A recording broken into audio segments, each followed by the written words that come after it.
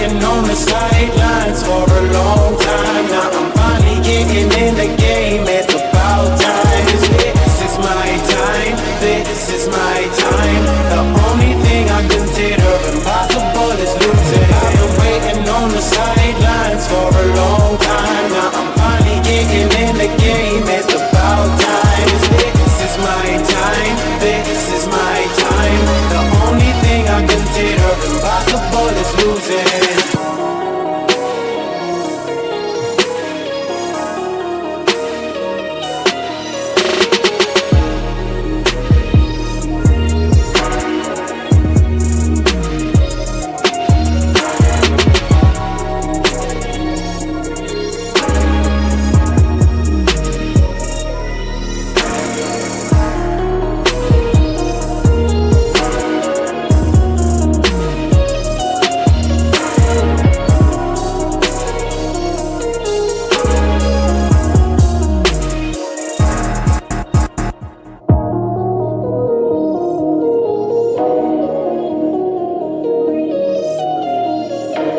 been waiting on the sidelines for a long time. Now I'm finally getting in the game. It's about time. This is my time. This is my time. The only thing I consider impossible is losing. I've been waiting on the sidelines for a long time. Now I'm finally getting in the game. It's about time. This is my time. This is my time. The only thing I consider impossible is losing.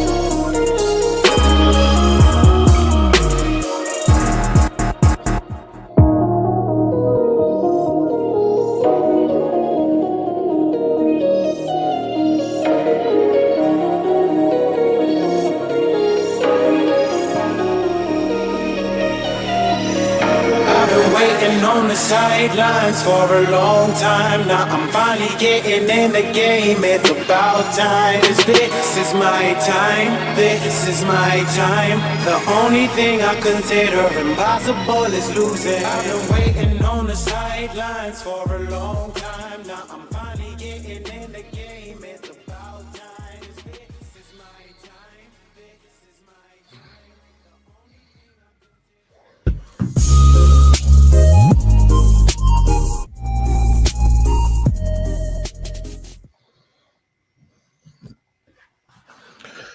What's up, baby? What's up, y'all? You don't want that smoke, Greg. Listen, we're gonna do a stream. We're gonna talk about the Miami Dolphins. We're gonna answer some of your questions from the comment section. No, Nikki Smoke's not coming on tonight. But I did put, who want the smoke, because Twitter streets and everywhere else, people starting to bark and say, I'll come on your show and give you the business and all this and that. So I always open up the floor. Hey, if you want that smoke, let me know, and I'll drop the link. I don't want to make it seem like it's just me, and in my opinion, the only one that matters. So if anybody wants that smoke, all you got to do is tell me to drop the link while I'm answering Q&As, and we can do what we do. Anybody that want to come on and agree with me, that ain't what tonight is for. It's not what tonight is for. Now, we do this every, like we don't really do it during the regular season, but in the off season, I do this every month in the off season. And all that talking people do in the comment section and how wrong I am about this, that, and this. I don't never hear from them when we had these shows. But I always open it up to prove the point that they don't show up. Only person show up is T. Rich, and he take a L every time. So, ain't TD, you good? Your voice dying. That's exactly what's happening. It's dying. I don't understand. I've been going hard for a long time this season. So the throat catching up to me right now. It'll be all right though. It'll be all good. TD big stepping out here. Big step. I ain't big stepping, bro. Just chilling, man. Just chilling. Hey TD, who do you think is winning the Super Bowl? It's so hard for me.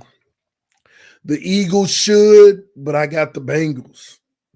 TD, get some honey. I'm already on it, bro. Trust me. I'm on it. Trust me. TD, you always say it how it is. I try my best, man. Try my best. Name a better duo than the Dolphins franchise and poverty. We gonna get out of those days eventually, y'all. Is that the Michael Jackson Thriller jacket? No, man, just a red sweatsuit, man. I'm just rocking a little red sweatsuit today with the red, white and gray retro Jordans. You know, just been chilling. See, now y'all got me out here with the fashion statements, man. That's all it is, man. Just simple, man. Red sweatsuit, man. That's it. Simple. You know, that's all, man. Ain't nothing superb or nothing, man. Just a simple red sweatsuit. Not them $180 sweatsuits. You know what's the brand? I gotta remember what the brand is. That CSG from Champs, man. You know the ones that be like the jacket be $50, but you can get the pants 50% off. So the whole set be it'd be like $60. So the whole set be like $90. You know the cheaper ones, man. They look decent enough. I ain't trying to rock them $240 Nike ones and all that. No. Show the shoes. Well, the shoes off, but they sitting out there. The J's. Listen, man. Y'all about to go have me get the wardrobe, man. It's all good. I got it. I got the shoes. I ain't trying to stunt. Trust me, I ain't trying to stunt. I would have lied, be like, my little $300 sweatsuit. Nah, I got that boy for $90. Chill mode.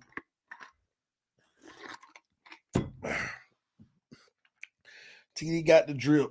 TD the drip. Nah, I'm calling somebody and I don't even know who it is.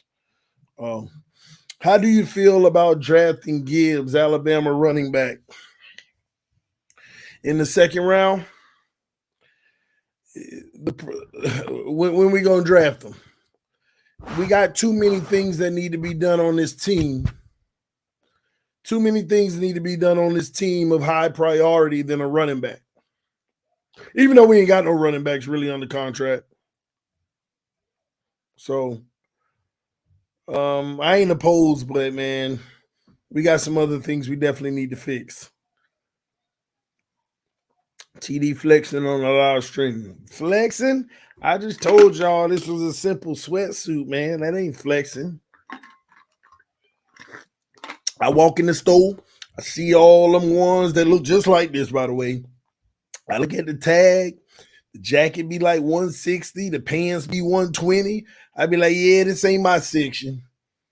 Let me go down there and make them $40, $50 things look good. Can't justify it. It don't make sense to me. So, yeah, I head down there in the section that makes sense for me. Get to buy one, get one half off, and try to make it look good. I don't know. I'll let y'all decide, but I think I make it look good enough. I ain't trying to, 40 is crazy. It ain't 40. I think the tops be like 60. The bottoms be like 55, but one of them you get 50% off though. So sometimes I go cop two of those at a time, and then, get some shoes or something, simple stuff. I don't need all the fancy stuff. I'm not a name person. Now, I like my J's. I just always have, not because it's just Jordan. But the one thing I will tell you about Jordan, because that's why I buy my sons Jordans all the time. People be like, you ain't got to buy them Jordans, but let me tell you this.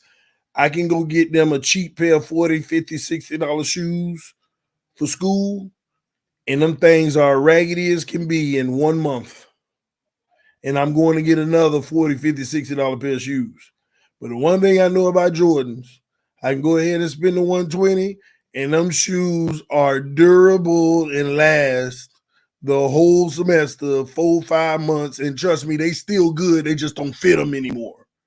That's the one thing I tell you about the Jordans for the kids. You know, it ain't a status thing for me.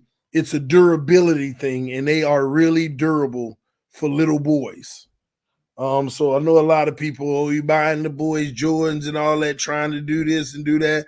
No, it is strictly a durability thing. I cannot sit there and keep spending $30, $40, $50 on the simple things, and they destroy them at recess and everything that quick. And by the time you done bought 4 pair of those, you done spent 2 times the Jordans anyway. So, yeah, Jay's actually saved me money on these boys. Big time. They are very durable. That's the one thing I can. Man, I got J's I done had for 8 years that still look nice. Still look nice, man. Get some New Balance. They durable. Yeah, man. Listen, I've got New Balances before. I'm a type of person. It ain't the name. I don't care really about your name. I love if it look good. If it's designed well, and I feel like I can rock that with something, and it look nice. I don't care if it was Coupe de Sous, which I don't know what that is. I just made it up. If it look nice, I'm a rock it. Because let me tell you, every time I find something that I'm like, I've never heard of this name, but it look hard, and I rock it. Oh, what are those? Are those these? Are those that? And people name it, I'd be like, no, they're not. You know, so yeah, but anyway. Aventura Mall, if you want a higher end brand. My wife addicted to Aventura Mall. I can't stay every time we in South Florida. All right, take me to Aventura. Here we go.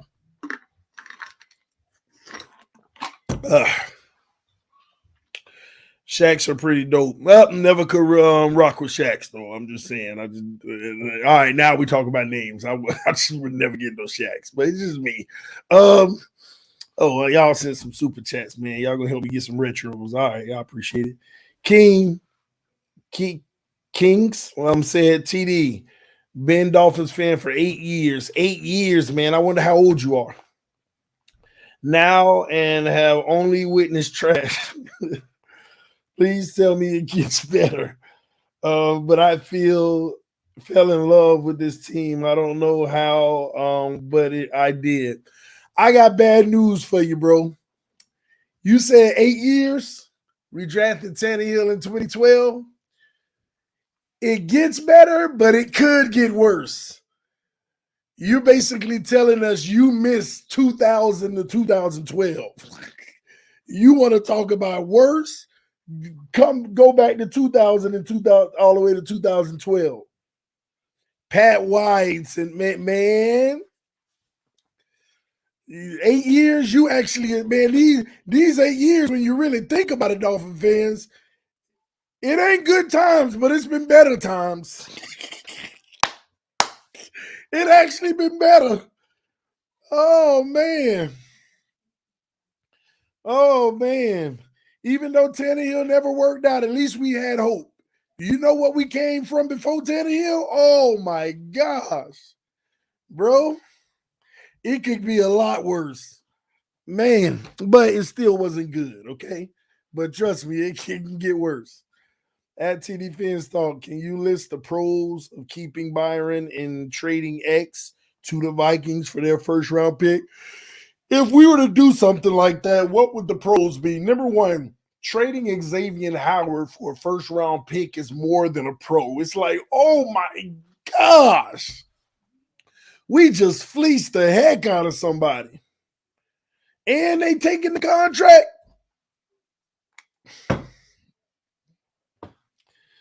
That's the pro. He's declining. I don't care if X comes back this year and have a Pro Bowl year for the Vikings.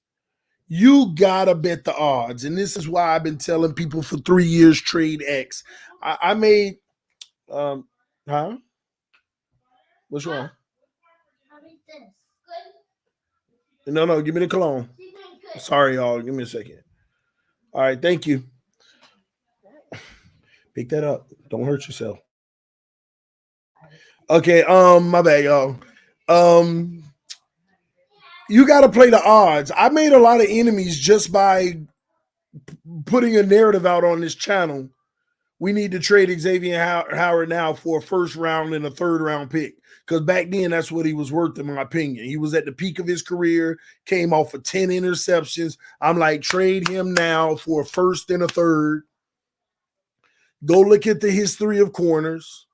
Most of the great corners have this 3 to 4 year window where they're dominant, then they aren't anymore. 1 out of every 200 are dominant for more than 6 years in their career. He's going to be on a decline. And even if he does have a year or two left of being good, we're going through a rebuild. It's going to mean nothing. And sure enough, just every word I said, even though I created a lot of enemies off of that narrative, everything I said is coming into fruition before our eyes. Even if he played well, we still didn't make the playoffs because we were rebuilding. And now that we're on the back end of the rebuild is over, he just had one of his worst seasons as a pro. Shocking, and he made the Pro Bowl. Everybody and their mama know Xavier Howard wasn't no Pro Bowler this year. But we'll take it. We'll take it. They wanted to crucify you, TD. Yeah, man, I got a lot of flack about that Xavier Howard stuff, man. Boy, they hated me. I was like, man, let's just make common sense of it. Why y'all want to keep him? Why you want to get rid of our best talent? We're wasting our best talent. Go get an asset for when you're ready to utilize talent. At the end of the day, we done already wasted about $20-something million in the last, not 20, but about $50-something million in the last 3 years. And now he's starting to decline. And I know some people say, yeah, but he was also playing a little injured this year. Tell me a year he ain't playing injured. What are you talking about? Tell me a year he's not playing injured. So it doesn't matter. So, now it's just a matter of, hey, I hope that, Xavier Howard can, give us some 5-6 year seasons going forward because we kind of stuck with him, and hope it work out and he plays at least well. I don't know. A new system might help. I don't know. But you can't utilize him as much as this lockdown one-on-one guy anymore. You can't. All right.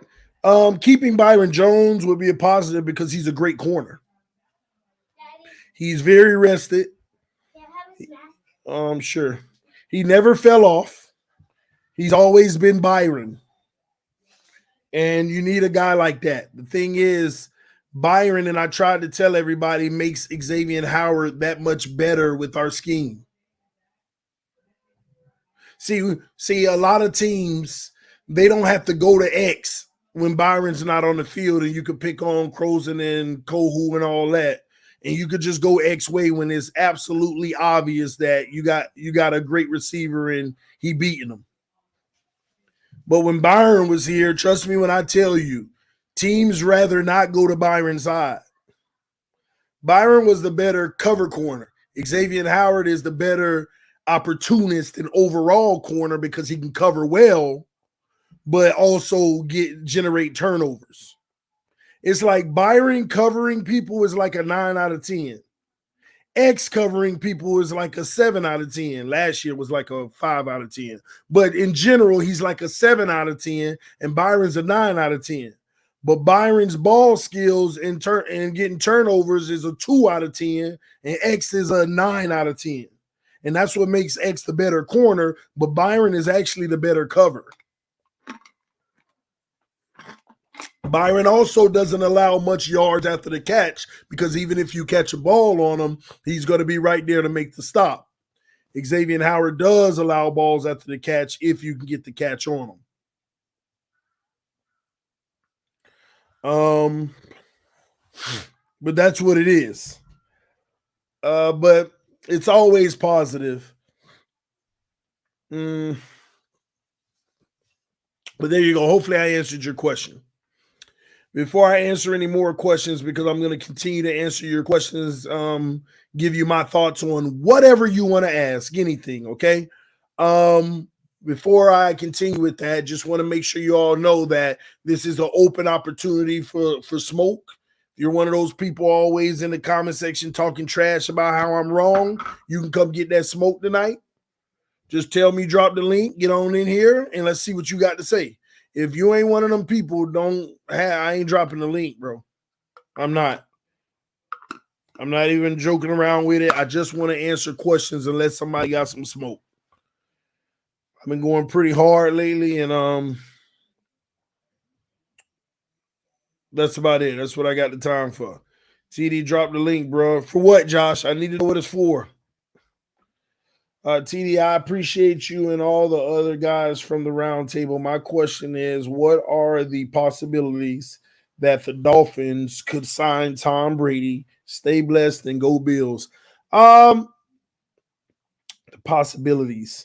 It's 100% guarantee, in my opinion, that the Miami Dolphins could sign Tom Brady. The issue is, do they want to? Do they want to? So that's the issue. Do they want to sign Tom Brady? They can sign Tom Brady. They can say, Brady, we want you to come here for the next year or two. Brady signing. Guaranteed, in my opinion. But do the Dolphins want to?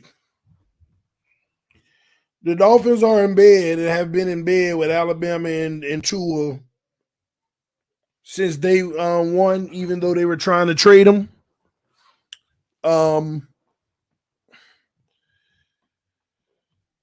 They are committed.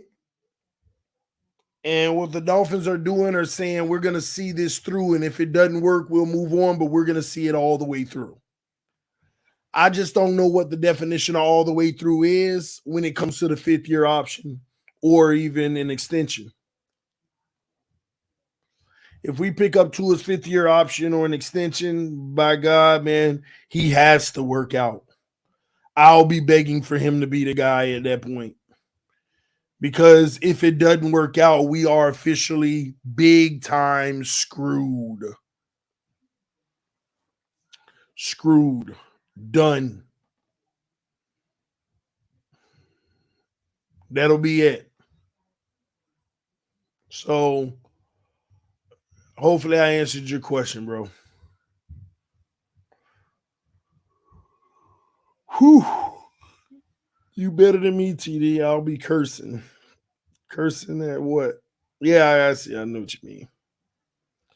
It ain't worth the energy at this point. It's not worth the energy. And this crazy thing is they're trying to push this one narrative. How can you move on from a guy who had the number one passer rating in the NFL? Passer rating, y'all. Passer rating. Passer rating, man. This is what they're holding on to. They tried to drag me into an argument on Twitter, and I just laughed about it. But the guy made a great point. He's like, I can't believe how obsessed y'all are of thinking that we should move on because he had the highest passer rating. Like that means something.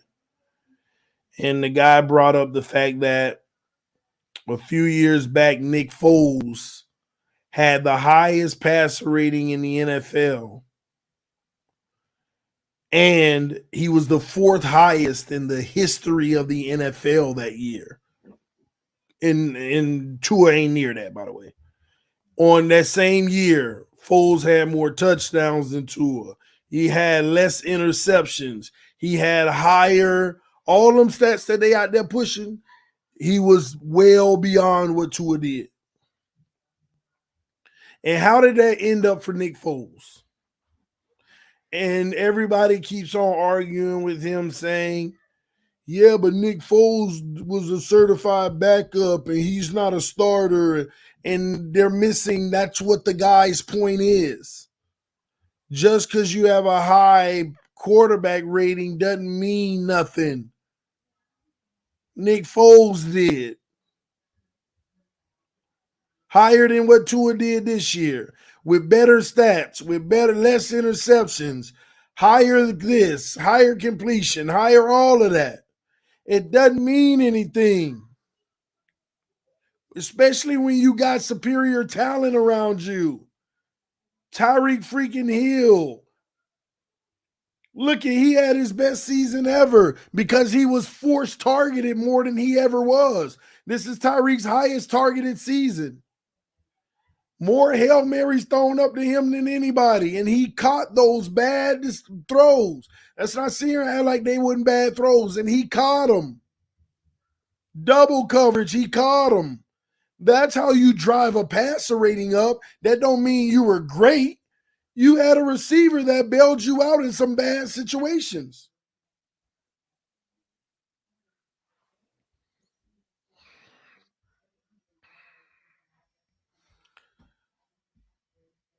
I don't know, man.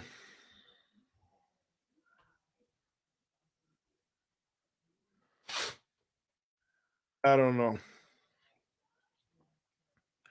Just my thoughts, man.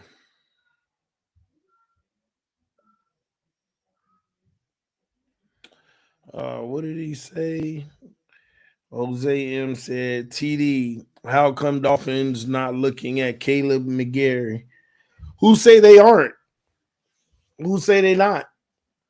I mean, he may be on their list. You know, I don't know in what ranking, but he's a great right tackle. If we talk about the right person.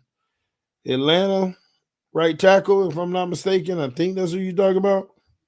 I don't know. Maybe I don't know. But I think you're talking about the right tackle. If you are, who say they not? It's just a matter of how much it's going to cost, man.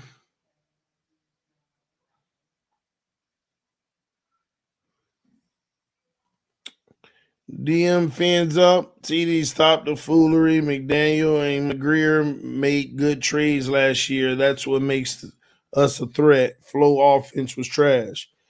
How were we a threat? We didn't threaten nobody. How were we a threat? We lost to the best teams. How are we a threat? We trash. And on top of that, if the offense was so great, then why put up less points than Flores' offense with Shane Gailey in 2020? Why did this offense only put up 397 points? And Flores' offense put up 404 points. If it's so great with all these weapons that Flores didn't have, why they ain't put up no points? Why did Flores teams put up more points?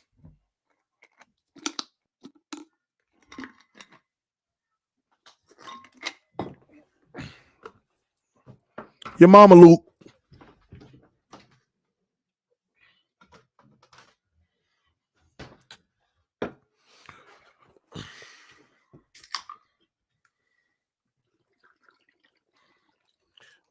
Want to be disrespectful just because I asked a question that you can't answer.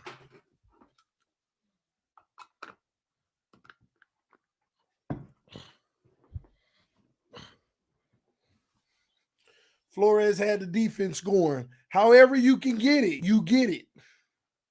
However you can get it, you get it. But his teams overall put up more points than this team.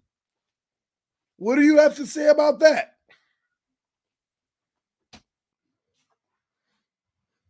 You could call his offense trash all you want, but his teams wouldn't trash. Because if his teams were trash, that means McDaniel's team was even more trash.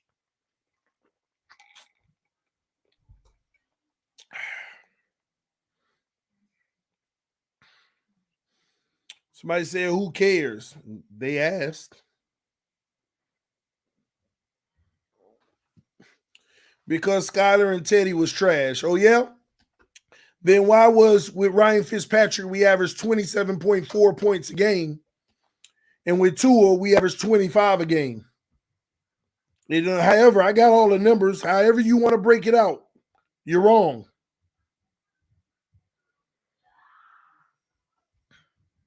Just wrong.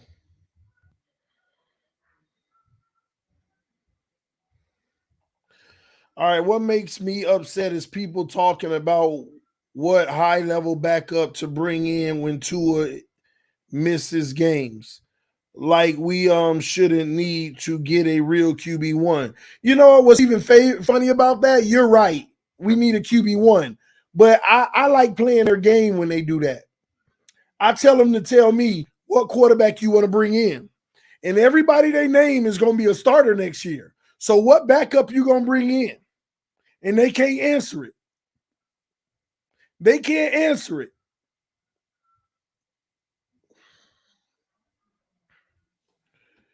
You get a high passer rating by having 3 great games against awful teams, then sitting out on the hard games when Armstead is out. Tua's a fraud. Whoop! He said it. I didn't. He said it. I didn't. It was very convenient how he sat out all the most difficult games.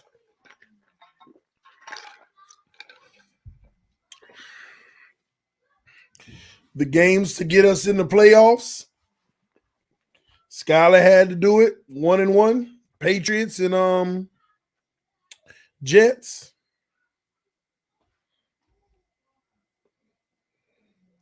TD always said time will tell. And look at us. 3 years later.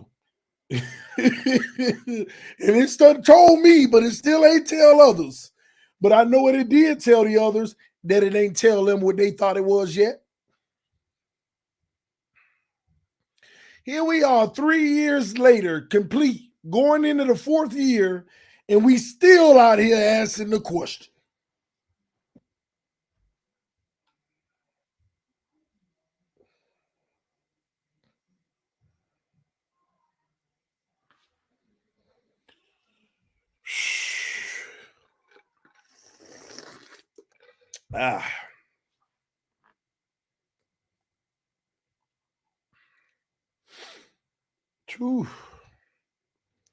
TD, why are you ignoring Jason Sanders? He had 144 points in 2020 and only 119 last season.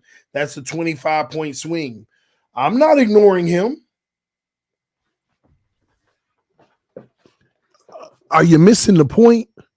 He had 144 under who? And he had 119 under who? That's the point. I don't care where the points come from. It's under one coach versus another. If this person don't play well under you, that's your business. You the coach.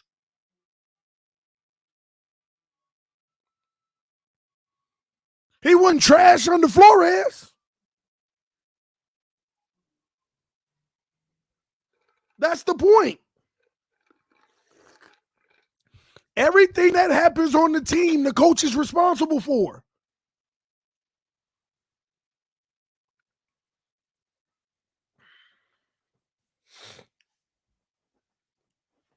The coach is responsible for it. Why y'all sitting here defending Mike McDaniel like this? Just admit it. Flores' team played better than Mike McDaniel's team as an overall team. Flores' team generated 10 wins that year. They put up more points that year. That don't have to be a knock to Mike McDaniel. But at the same token, don't get in your feelings because you thought Flores was the reason we sucked when we produced less under the new coach. Lucky for him, the AFC was trash, so we made the playoffs.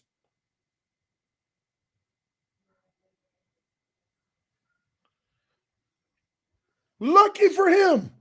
Less wins made the playoffs with him. Lucky for him. Less wins. Flores gets 10 wins, Mike gets 9, and make the playoffs. Lucky for him.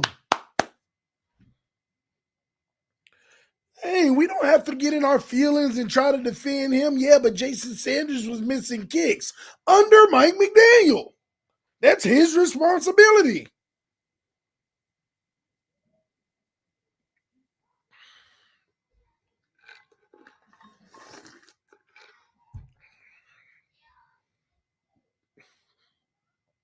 But y'all don't want to have that real conversation about coaching. I thought we brought in the guru. I thought that guru brought in a real staff. But that real staff ain't did nothing.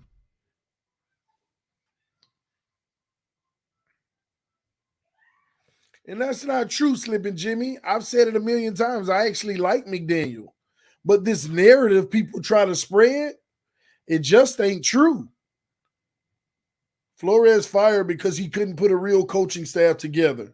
And automatically from day one, before you saw what these guys could do together, see McDaniel put a real staff together. What did they do? Almost every player on the roster from top to bottom, 53 guys, at least 45 of them, production went down this year.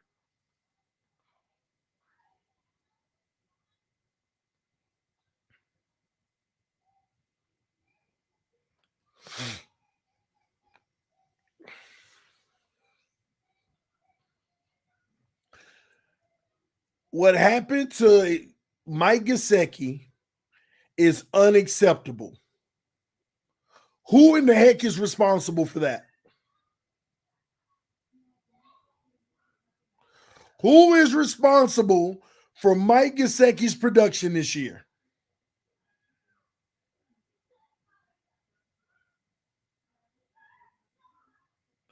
Anybody?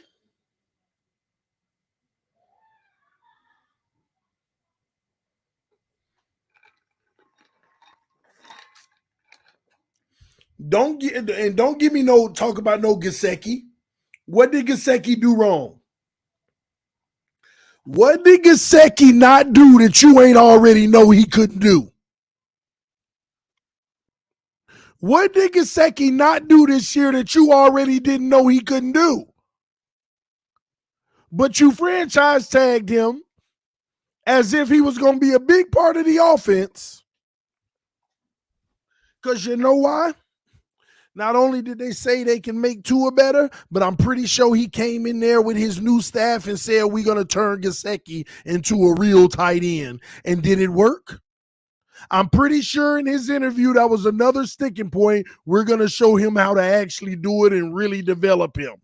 We're going to show you that it was really just the last coaching staff that couldn't develop the tight end to be one of the greats because he has the talent. Did it work? Did they develop Gesicki or did they make him worse?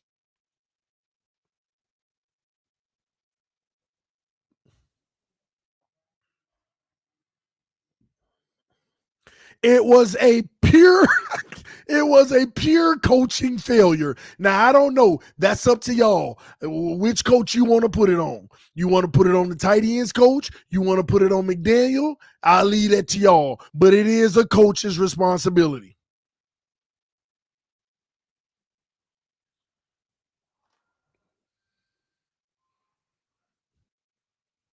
Makes no sense. Gesicki had 10 times more production with Brian Flores.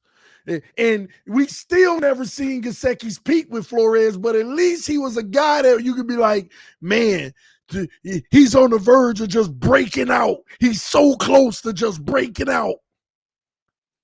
Under Flores, it was always he is so close to just being on that level with Kelsey now. He made the freaking top 5 tight ends at one point.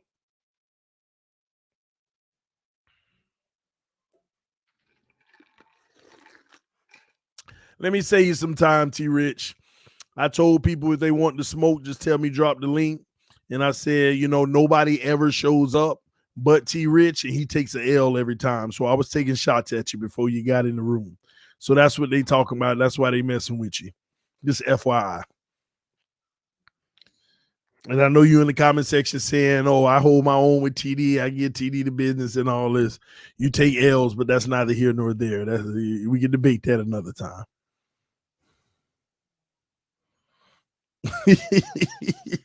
Anyway, man, back to it, man. Oh my gosh. You get a high passer rating. Oh, I already read that. Let me go back. Let me make sure I ain't got no more supers I ain't got to read before I keep chopping it up. Why are we the only franchise that can't understand when a QB isn't it? The Cardinals moved on from Rosen after 1 year to get Murray. It's disappointing. Pride, brother. We done talked about this a million times. Pride. Carlos said, Flo is gone. Get over it. All right. I'm over it. Now let's talk about Mike McDaniel. What in the heck? You see how that worked, Carlos? Let's get over the fact that Flo is gone. Let's not even mention Flo. Now let's talk about Mike McDaniel. But I'm sorry, Carlos. We got to mention Flo because we have to understand the baseline. We have to bring up Flo so that we can understand the minimum expectation because we want to be able to measure if Mike McDaniel is actually doing a good job. So y'all need to stop getting in y'all feelings that we're bringing up Flo. The reason why you don't like the fact we're bringing up Flo because it's actually exposing Mike McDaniel, who I actually like. And that's why it's so disappointing.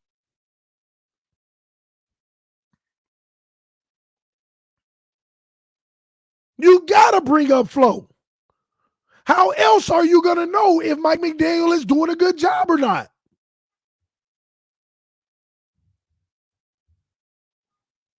Oh, we got a high-powered offense now. Dang, we put up less points than Flo's team? This new revamped team with defense and offense now, we put up 397 points? Are you sure we put up 404 points in 2020 with Flo? Yeah, we did. Dang, really? Yeah.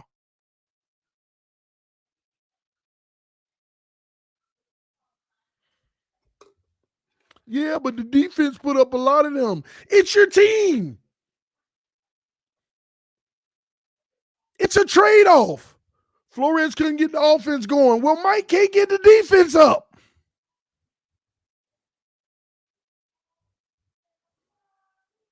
But collectively, Flores did better. With 10 times less talent. With less talent. We replaced Jakeem Grant with Tyreek Hill. Come on, man.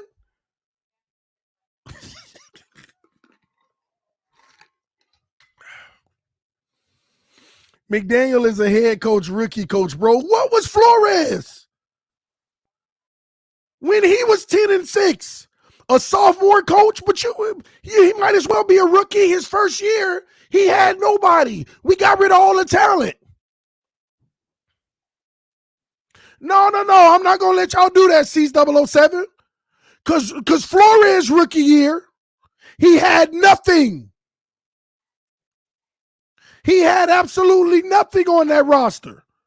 We stripped the whole roster. Y'all know good and well his true rookie year was his second year, and that's when he went 10-6 and still had way less than this.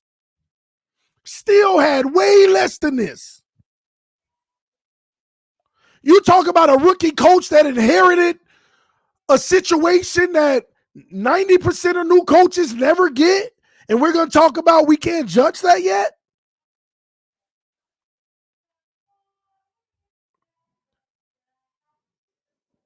You mean to tell me if Mike McDaniel went over to Philly and they won one game, we wouldn't be able to judge it?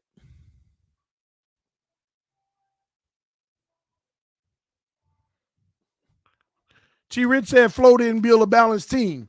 Then what do you call Mike McDaniels? All offense? Our defense only played good 4 games. Flo didn't build a balanced team. Then what is Mike McDaniel's team? You think this is balanced? Our defense giving up 32 points on the road every road trip we take? Almost everything y'all say, think about the other way around and compare it.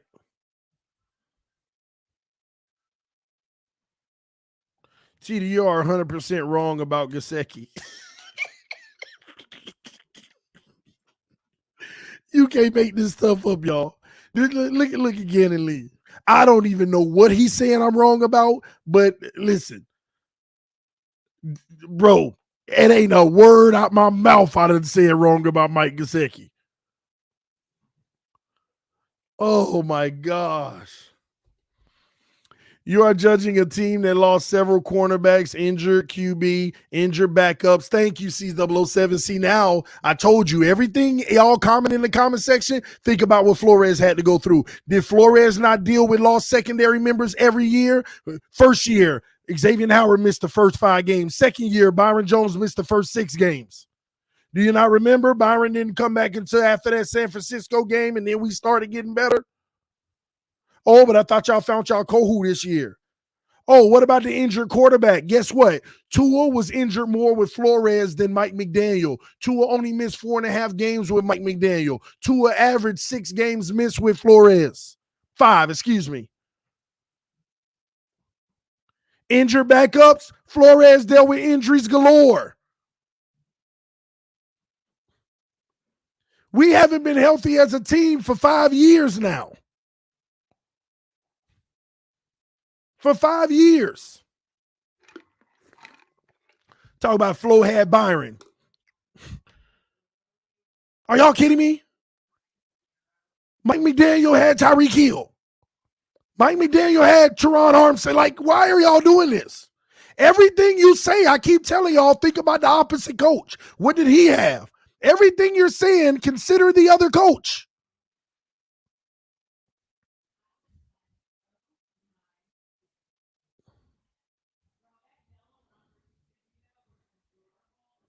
Y'all keep trying to justify it, but look at the other coach.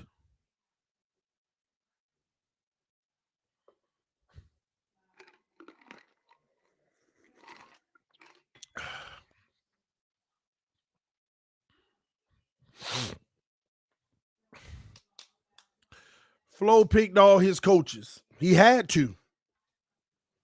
It's hard to get big name coaches when like and this is another thing. This is another benefit for Mike McDaniel, even though his staff ain't absolutely did nothing yet. I keep on telling y'all, Mike McDaniel's and total coaching staff ain't did nothing. Whatever area you think has improved, money was spent in that area, not coaching. Money. His coaching staff ain't did absolutely nothing, and I'd argue with you, most of the coaches have had declined production in their units. Now, this whole finding coaches thing, what good coordinator is going to want to come coach on a team that admittedly is going to strip all of its talent? Hey, I'm trying to get me a good offensive line coach. Hey, what's the situation looking like? Well, we're going to get rid of Laramie Tunsil and we're going to strip it all the way down. We're not going to be good this year. And you wanted me to put that on my resume? And y'all think he could just go get whatever coach he wants to go get? Flores wasn't going to get no great coaches his rookie season as a coach. You admitted you finna strip the whole team. Who's gonna come put a trash players in a trash unit on their resume as a coach as a young coach that's trying to be a head coach one day? Who's gonna do that?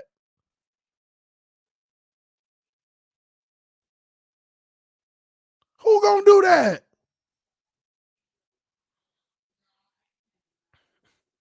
Three OCs in 3 years. That's bad at TD Fans Talk. You're going to have 3 OCs in 3 years. The first year you had to go get your buddy, Chan Gailey, because you can't get nobody else that want to come in a losing situation tanking. You have to go get your buddies. You cannot find coaches that are willing to come in a tanking situation unless it's a first-time situation. You're going to get first-time coaches. Go look at every team that is knowingly going to be in a tanking situation with a new coach, and you tell me, were they able to go get a good coaching staff? It's impossible.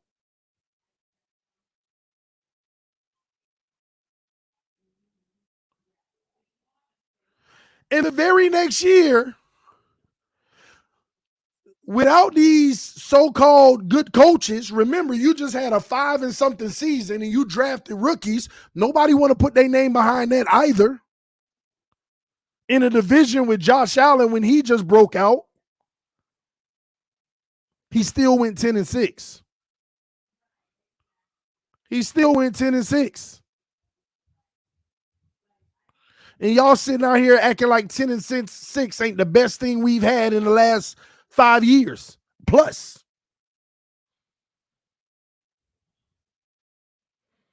UTP, I don't have to make excuses. Everything I'm telling you is a fact.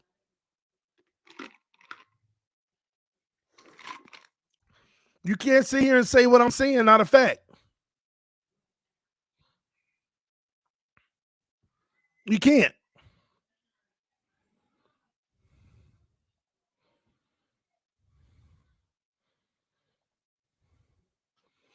If Flores would have did what he was supposed to do, we would have had Joe Burrow. See, you could be mad about that. See, that makes sense. Those are facts. You want to talk about what Flores, how he did mess up? We could have had Burrow. We could have had Brady early, whatever. We could have. Now, but keep it there. Don't let all the other stuff be impacted by the fact that he screwed us on the Burrow situation.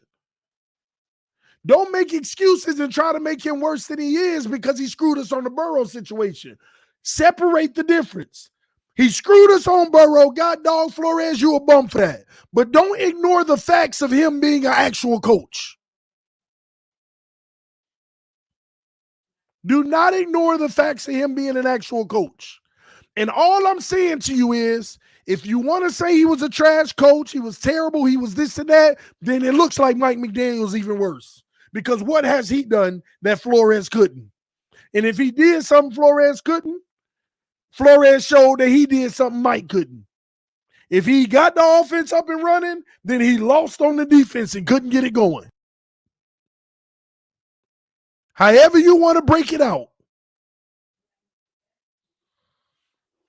He wasn't trash, but not great. But let's start naming why he wasn't great. That's where y'all lose me. Start naming why he wasn't great.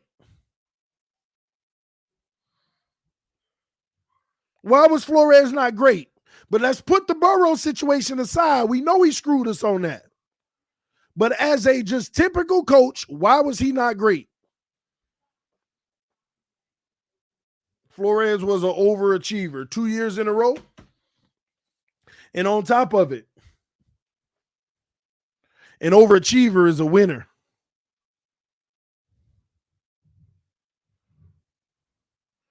You trashing Mike McDaniel in 1 year. How am I trashing Mike McDaniel? All I'm doing is presenting you the facts of the matter. He had more talent on his team and couldn't do it as what Brian Flores did. How is that trashing him? Once again, we got a group of people that feel like facts that they don't like is trashing somebody.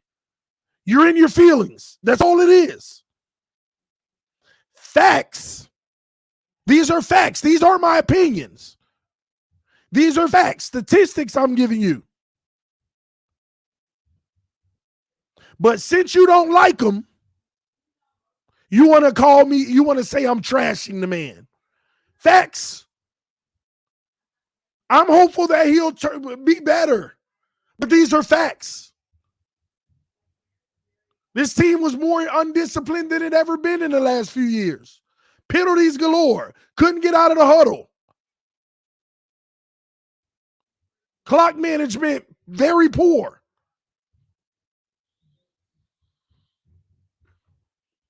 Under Flores, did we beat Buffalo? No.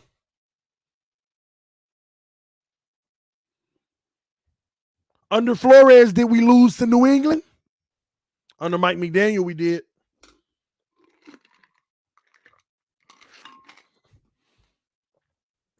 However you want to slice it. I done been through all of this already. However you want to slice it.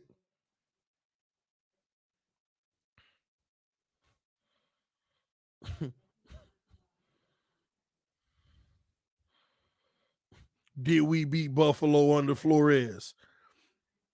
If Flores would have had Tyreek Hill, Teron Armstead, I am highly confident we would have beat Buffalo at least once.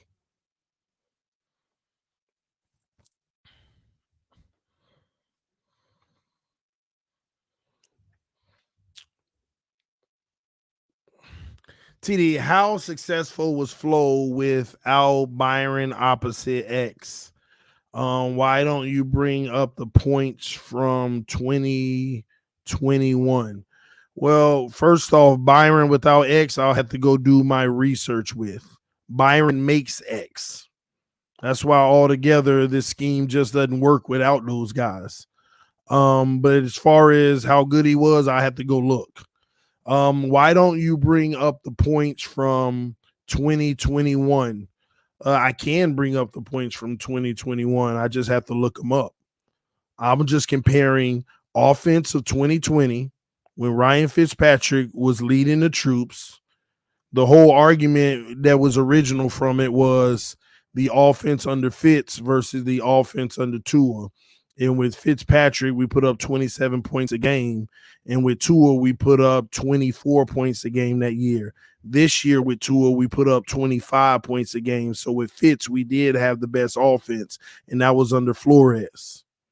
And Flores, all he wanted was a real quarterback. All he wanted was a real quarterback. So we can't act like development isn't a thing. I agree. But the point of the matter is there's 53 men on this roster, and I'm trying to get past one or two guys that have been developed on an entire roster. Every year there were 3, 4, or 5 guys on a Flores roster that was up and coming and developing. A name we never knew, and all of a sudden developing. Under Mike McDaniel, I got half the roster done declined, and I can't find more than 1 or 2 people that have been developed. You can say not true all you want, but bring that with names. Bring names with it. We done did this a million times. I done went through this whole roster.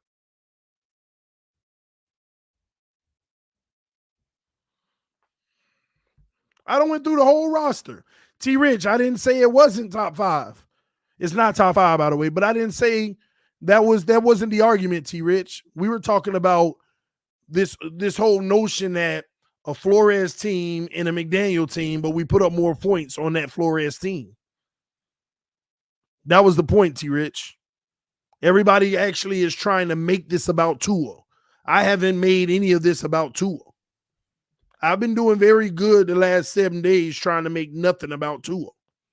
But somehow he comes in the conversation anyway, and it don't be me.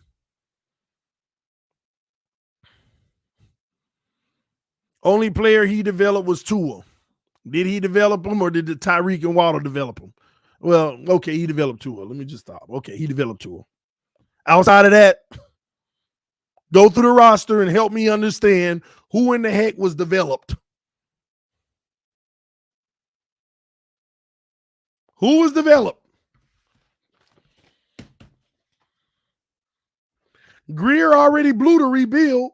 So in order for us to get back on track, we got to develop players. We need a coaching staff that, man, y'all stop bringing up Robert Hunt.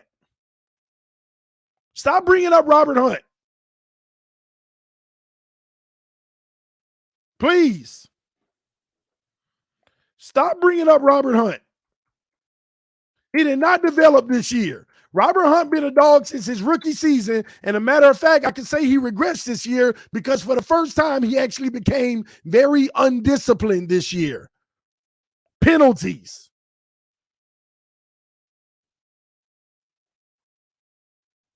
Stop saying Robert Hunt like y'all ain't watched this man for 2 years in a row.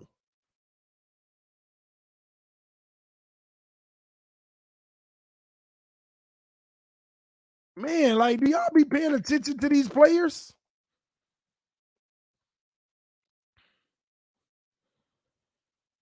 Y'all not pay attention to these guys?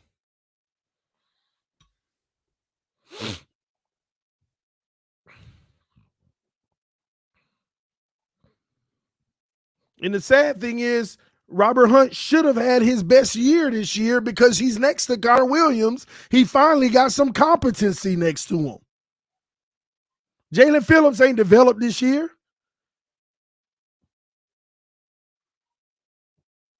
He got to the quarterback more than he did more last year than this year. Our leading freaking sack guy on the D-line has 7 sacks.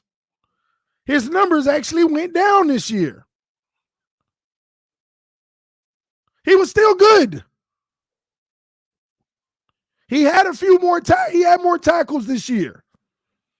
But his sack numbers went down, and y'all know we trying to get to the quarterback.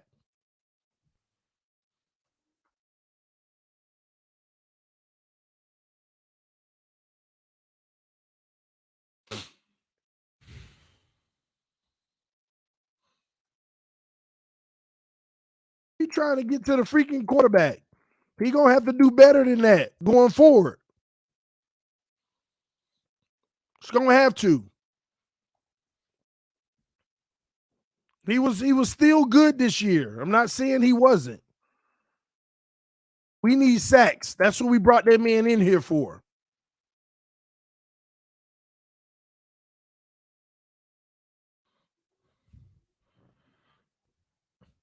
And the one thing I am happy about is the fact that they at least played him this year.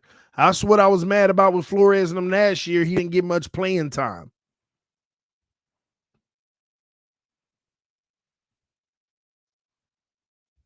We could have had Parsons. Don't bring it up. We done already talked about that.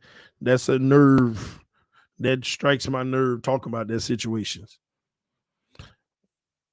Phillips had a good year. We miss Aguilar. I agree. He did. I said he had a good year. I'm not saying he didn't. Holland, y'all think Holland got better? Holland actually fell off a little this year. He was way more productive under Flores. But it's also because I'm giving the reason that because he had to be more in a traditional set, we didn't utilize him in blitz packages as much because we needed his help in the back due to Byron being out. So, the numbers weren't the same, but Holland, he still was solid. He was still solid. But again, I'm looking for the players they developed. I'm looking for the players they developed.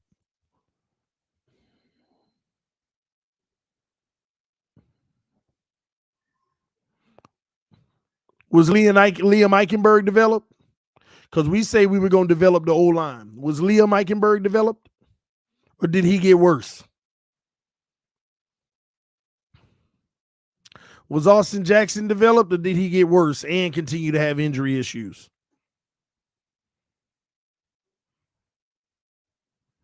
Jesse Davis, I don't even think they like him.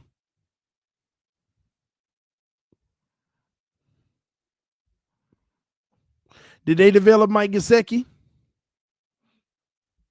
What about the guy who was supposed to be Gesicki's replacement, Hunter Long? Did they develop him?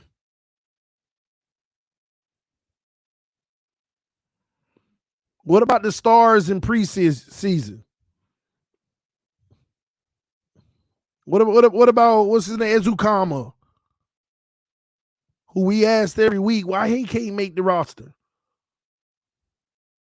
And then we go on free agency with the exception of Tyreek and Waddle. We sit there and say, let's go bring in some really good receivers. And we pay Cedric Wilson $8 million like he that dude. Did he get developed or did he fall off the map? Did he get developed or did he fall off the map? Let me look at it. Let me look at it again. Because every time I see it, I want to puke. So we paid Cedric Wilson $8 million to play 15 freaking games. It ain't like he was hurt all year or nothing like that. He played 15 games, and he had 12 catches and 136 yards and no touchdowns for $8 million. Where development? I see guys falling off. I don't see no development. You give Cedric Wilson $8 million and he got 12 catches, 136 yards. You give Mike Gesicki $11 million on a franchise tag and don't even use him. Who gets the blame? We already know Chris Greer should have never did it, but I'm pretty confident he did it because it's what his coaches wanted. So who do we blame? Y'all want to keep getting mad at me, so y'all tell me, who do we blame? Who do we blame? I don't want to hear Chris Greer, and I don't want to hear the player. Who do you blame? Put it in the comment section.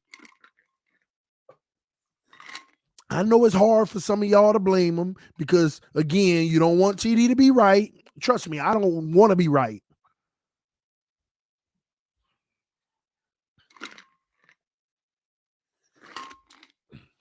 I don't want to be right. TD McDaniel was supposed to improve the run game, and to be honest, that was a fail. Can't make this up. You can't make it up. But I told y'all that in preseason, we can't run the ball. We can't run the ball. You're going to run the ball on teams that's going to let you run the ball. Remember that tutorial I gave y'all yesterday about Vic Fangio? Ran the ball all over Green Bay. You know why? Because they run that system. Go look at the games that we ran the ball.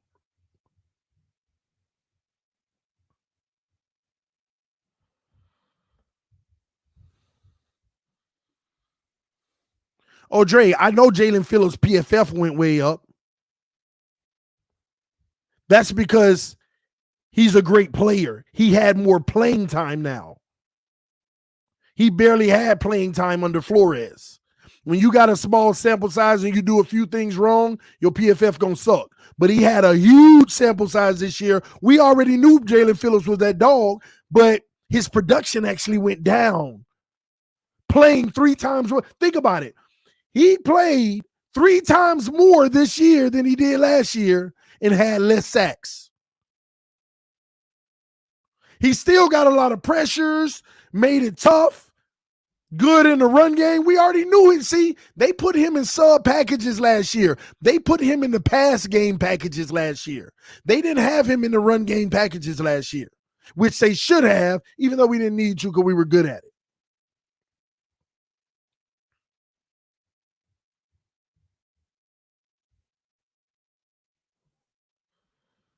So this year, they did the right thing. Hold on, let me pull this up for you. Get out of that. I'm about to drop the link for anybody who wanted to smoke and want to come in. I'm going to drop the link for you. Oh, why won't you just pull up for me?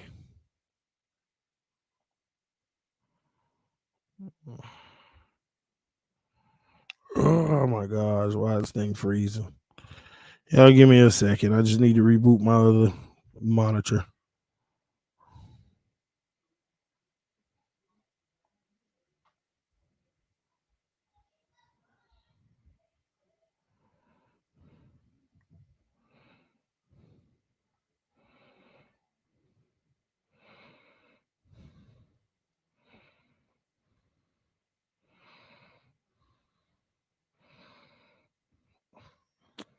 Why y'all trying to tell me Jalen Phillips had 10 sacks? That's not true. I'll look it up once I get my monitor up, but the man had 7 sacks, man. Y'all are off. We talking about the regular season because I think he had 1 in that playoff game. I don't know why y'all talk about 10. He did not have 10 sacks. He had 7. That is a fact. Oh, and if you're looking at PFF, you can't look at PFF for that number. PFF doesn't do 0.5. Like he'll have a half a sack with somebody else. PFF just gives them the full value of 1.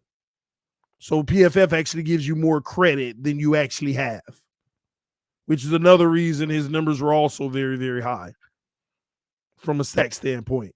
He had, trust me when I tell you, he had 7 on the year. I think he had like 4 half sacks And that's why y'all getting 9 instead of 7. And then if those who got 10, you're also counting the wild card game because he had 1. PF said he had 9 sacks. Exactly. Because 4 of them were half sacks, but PFF give you the full value.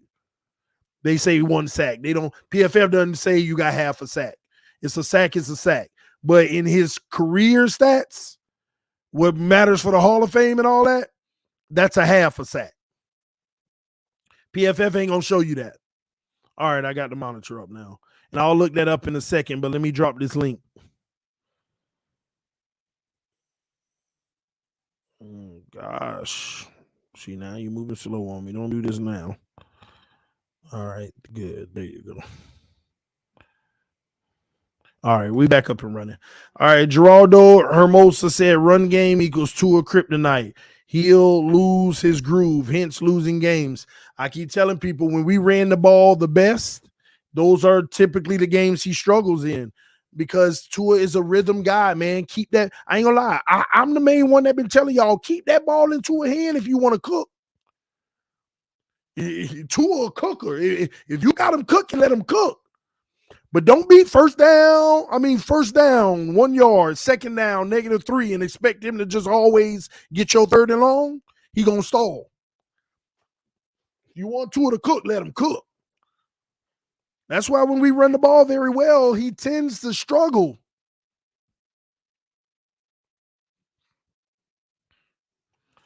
All right, here come the link. Again, only people that want to smoke, don't come in here and talk about CTD. They don't know. I agree with you, TD. No, I want the people who want the smoke to come in.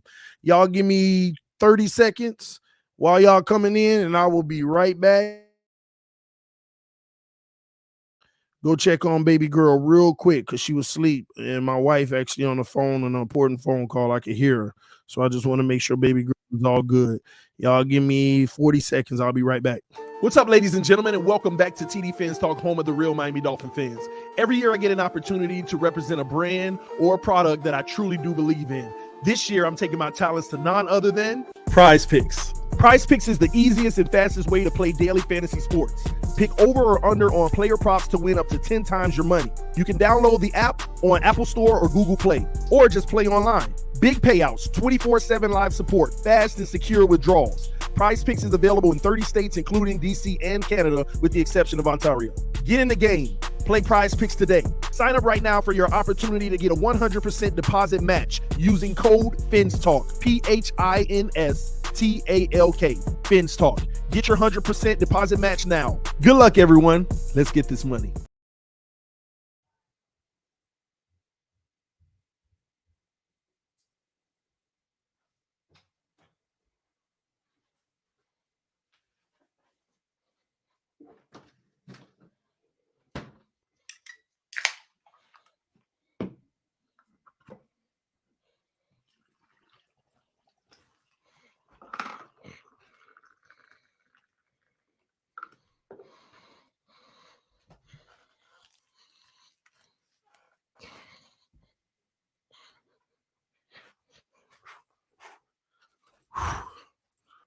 Let's go, baby.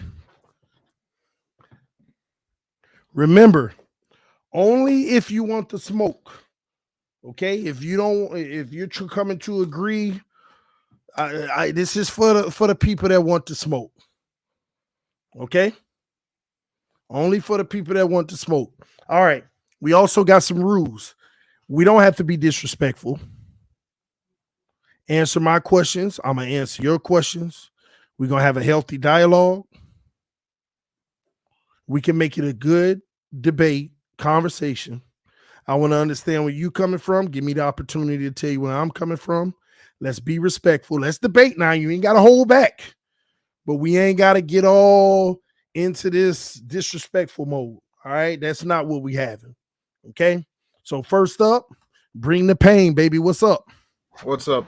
TD, first of all, I just want to ask this one question. Do you have that picture of you in that Bills uniform? I just want that uniform or shirt. That shirt, yeah. You'll have to go check the stream out. I lost a bet. Ah, I bet that the that's Dolphins the would beat Buffalo, and we lost, so I had to wear the shirt. that was the funniest thing I ever seen. Plus, yeah, I believe that we'll be a 12-win team next year. I believe that.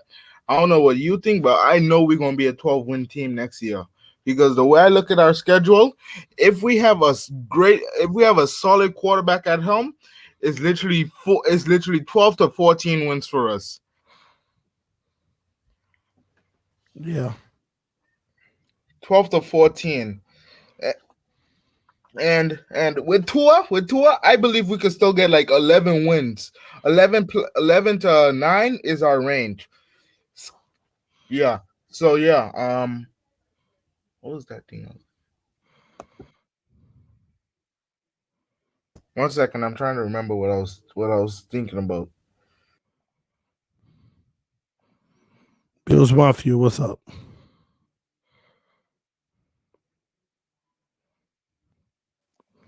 Triple S, what's up, homie? What's going on, TD? I'm good, man. What smoke you got for me, man? I got smoke on Jalen Phillips, man. I don't think you. So I'll preface it by saying this. So when you say that it's not a player that McDaniel developed, I agree with you. So I'll start there. But That's the only I think point. that's the only point. Yeah, that's my only because point. I thought I heard you say that you thought he regressed or wasn't better. No, his production and sacks regressed. So because he played 3 times more on the field this year and had less sacks. Flores and them barely played him. He only had 1.5 less sacks. And you're missing. Well, let's stick on that first, and then we'll get to that. Sure. You're missing the 1.5 less sacks. Yeah. Yeah. But if you go to work for 1 hour and make $10, right? Mm-hmm. Okay. And I go to work for 5 hours and make $6. Yeah, no, I get that. You see what I'm just you saying? see It's what not I'm like saying? it's not like he had 12 last year and and 7 No. this year. But what I'm saying is, last year, if he had played the amount of time he played this year, he could have had freaking like 15. That's where I'll disagree with you, because he actually had 603 snaps last year. He had 838 this year. You said he had like 3 times more this year. So that's 25% more. Let me tell you right now. That is exactly.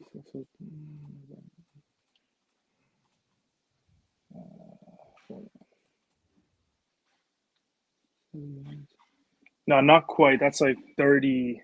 Sorry, even more. 29. Yeah. 29. Now take 7 sacks and increase it by 29%. Yeah. So let's do 10 point something. By his 8.5 sacks? No. It ain't no 8.5. 7. That's what he had last year. Oh, no. We're talking about this year. This year. Okay. Take 7 sacks and increase 7 by 29%. All right. At least 9 point something. Hold on, my calculator's bugging out. Plus an extra game. Thank you. No. Wait, hold on. I don't know how many games he played. I'll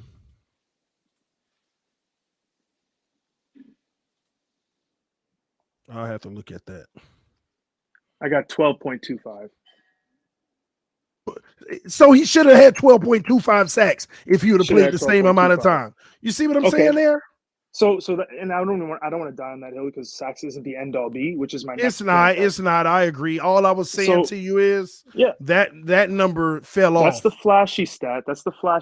But if you think about it, 12 plays in a whole season out of 838, or 8.5 last year out of 603. That's not the primary part of your game is not getting sacks. I agree. So what I have is a couple stats that show that I think he actually got quite a bit better. Now remember, before you show me the better, right? Mm-hmm. Take away a 29% factor and see if it got better. Because remember, that's the point. That's the difference between the season. 29% factor. 29% factor. Why? For playing playing time. more? Yes. Yeah, He was his but numbers at the were same time, if supposed. you're taking percentages, the percentage of how, like, if you take the the amount of times it happened, and you don't just take into account the total numbers, I'm not going to give you total numbers. I'm going to give you percentages based off of the snap Yeah, counts. okay. Ratio. We can go ratio. Exactly. So his pressures per pass rush. So I Uh-huh. took literally just his amount of pressures. He had 70 this year, and his amount of pass rush snaps was 480. So he had 14% of his pass rush snaps resulted into pressure. Last year, he had 39 pressures, so a lot less, but of course, he had less snaps. Mhm. Out of 603 snaps, but 402 pass rush snaps, which is 9%. So he got more pressures per pass rush this season. So that, to me, that's an improvement. I'll take that all day. What else did I have here? My bad. Where is it?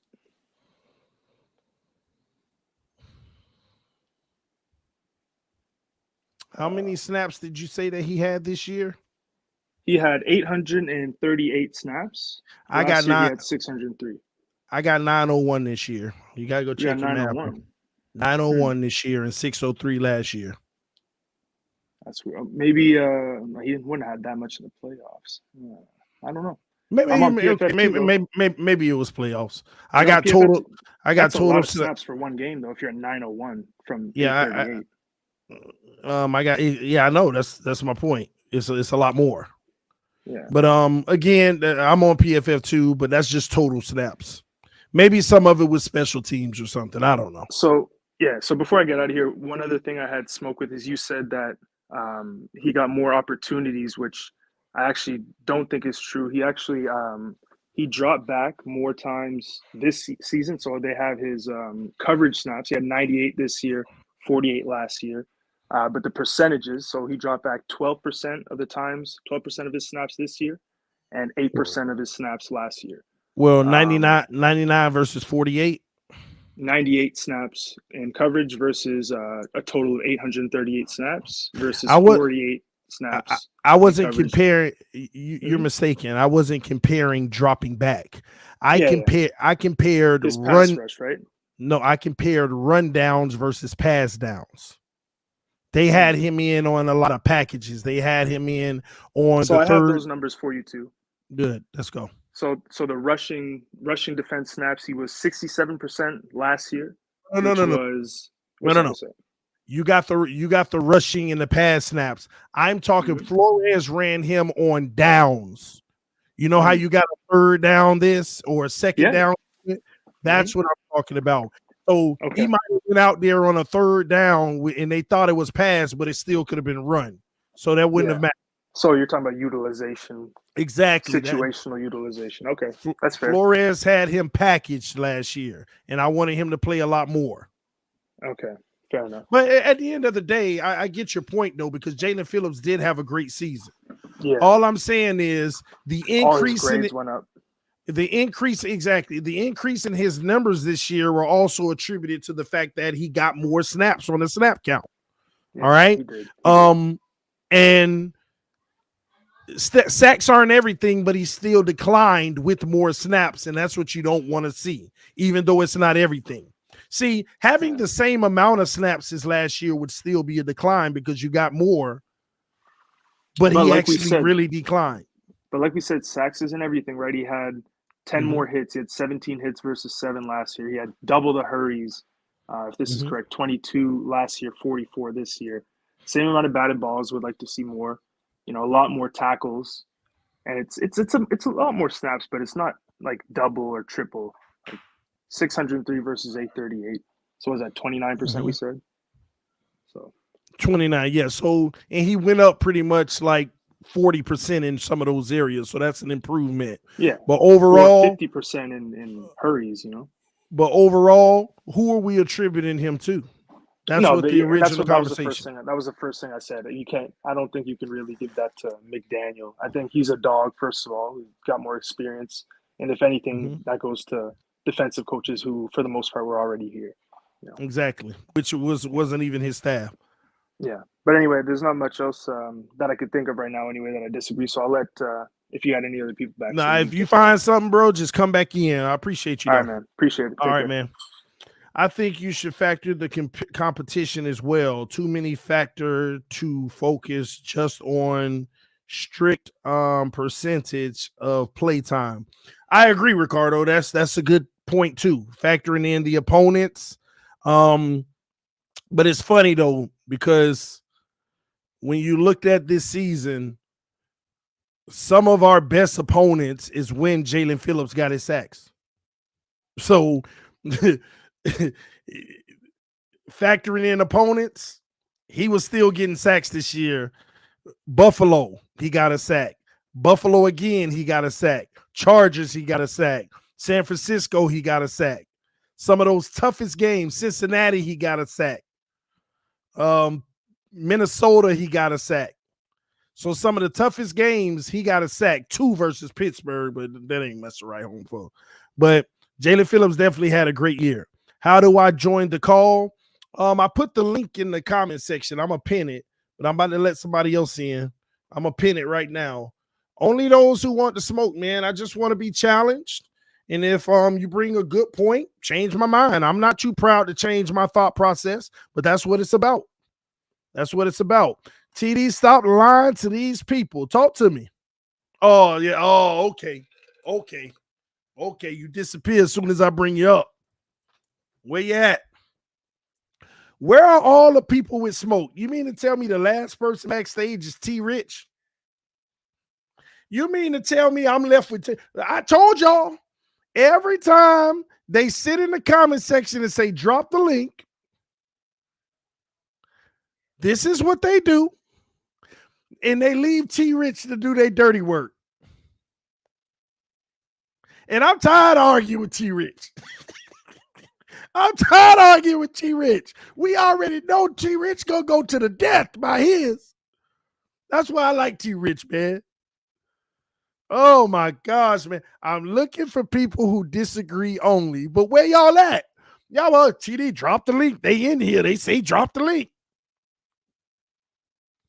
I know I scared them off. As soon as I poured the drink, I start warming up. They were like, oh, no, I don't want none of that. I told y'all every time, man. Why they do that, T Rich? Why they do that, T Rich? I think you intimidated them. I think when you came with the rappers 90s outfit, I think you scared them off with that. I think you scared them off with the outfit, with the onesie, man. Hey. But for the most part, the past 2 days, you've been taking it easy on Tua, so I don't have a lot to disagree with you with. But I've been good. Haven't I? Yeah, you've been good. You've been good. But I do disagree with you with Jalen Phillips a little, and I'll tell you why. Mm-hmm. I don't think his play decreased from the previous year. I think his stats were overinflated his rookie year. Okay, that's fair. Similar to Holland, he benefited off the scheme. Like I remember, it was a game he had against the New York Giants as a rookie, and I think he had 2 sacks that game. Both of those sacks came after 5 seconds in the pocket. The quarterback had 5 seconds in the pocket, and he got 2 sacks in one game. And so, a lot of time when you're a pass rusher like that, you're depending on your coverage, and a lot of the sacks were coverage sacks. A lot of the sacks were we're gonna leave our corners out on the island and let them do the dirty work and blitz. And some people are just gonna get unblocked sacks, and I think that was Phillips. Listen, I ain't gonna argue with you. You're 100% right, because that means no, I'm serious, because I'm going against what I always say. Most of these guys ain't as good as we think. They just benefit off of the scheme. Not saying Jalen Phillips ain't good, but a lot of these guys benefited more under Flores off of the scheme. And you got to give the coach credit for that, though, right? Yeah. Because how many times do you see Jalen Phillips just put a wiggle move on a left tackle or right tackle and get to the quarterback right away within 3 seconds? I'm That's weird. I'm gonna be honest with you with Jalen Phillips, and it's all about what you just said. That 2 or 3 seconds getting there, not the 5. But we take the sack; it's a win, right? But Jalen Phillips always just missing. Yeah, but he has a motor too. Like he gets a lot of cleanup sacks because he don't give up on plays. That's true too, but that's also a problem. You always just missing, and it ain't because you'll get it. You're gonna get it because you're a cleanup guy and you keep the motor moving, right? So the plays that extend, you'll get. But we actually need that guy that don't just miss, but they just get it, just over the hump, and he always right there. It just can't do it, but that takes more skill. Yeah. Do you remember the strip sack he had against Josh Allen in the second game? I used to feel like that was a long time in the Pike, and I feel like Allen, he hesitated. He was like, I don't know if I'm gonna throw it or if I need to run it, and he could have just ran it, but he just hesitated. He hitched too long. He hitched too many times, and Jalen Phillips just came around and eventually cleaned it up. You know, so I mean, And is that the guy that you say we got our guy? I think he's young, and that's one of the things. That's one of the things I disagree with you about Tua, about McDaniels, about Jalen Phillips. It's a young team. It's a young nucleus right now. You got to give these guys time to develop. Tua ain't young no more. He a veteran. Man, Tua the GOAT. You go see. But look, with Flores, I disagree as well. I do think Flores is a good coach. I think eventually the no blitz package, the zero blitz, it was going to get figured out. I think it did get figured out. And I think Boyer, he just held on to a dying scheme. It was dying. Everyone, the entire week before the game, they said, hey, we playing the Dolphins. We got to prep for the zero blitz. We got to prep for the zero blitz. We got to prep. Now, no, don't wave your fingers because you've seen it. You've seen it against Baltimore. Baltimore was ready. They said, we're not about to get embarrassed by this zero blitz no more. And they got exposed. Let me stop you there. Let me stop you there, T. Rich. There's different ways to play that zero blitz. Boyer's problem is he does a zero blitz and gives 10 or 20-yard cushion. You know how many plays you be like, why is everybody lined up 15 yards off on a zero? Flores, man, but you got to have Byron. See, Flores didn't want to run it unless he had his guys, and he presses with it. So, and you got the cover guys. What happened in the playoff game, if Byron was there, X would have still got smoked. But if Byron was there, they would have had one less touchdown at least. At least one less touchdown. And that would have been all the difference maker right there. It ain't been figured out. It's just these dumb coaches trying to do it with 10 and 15-yard cushion. And now teams are throwing bubble screens on it. Now if you want to come up 5 yards, now they just heaving it over the top because the defense is stuck on playing the sticks on that. That's the problem with the zero blitz in our system.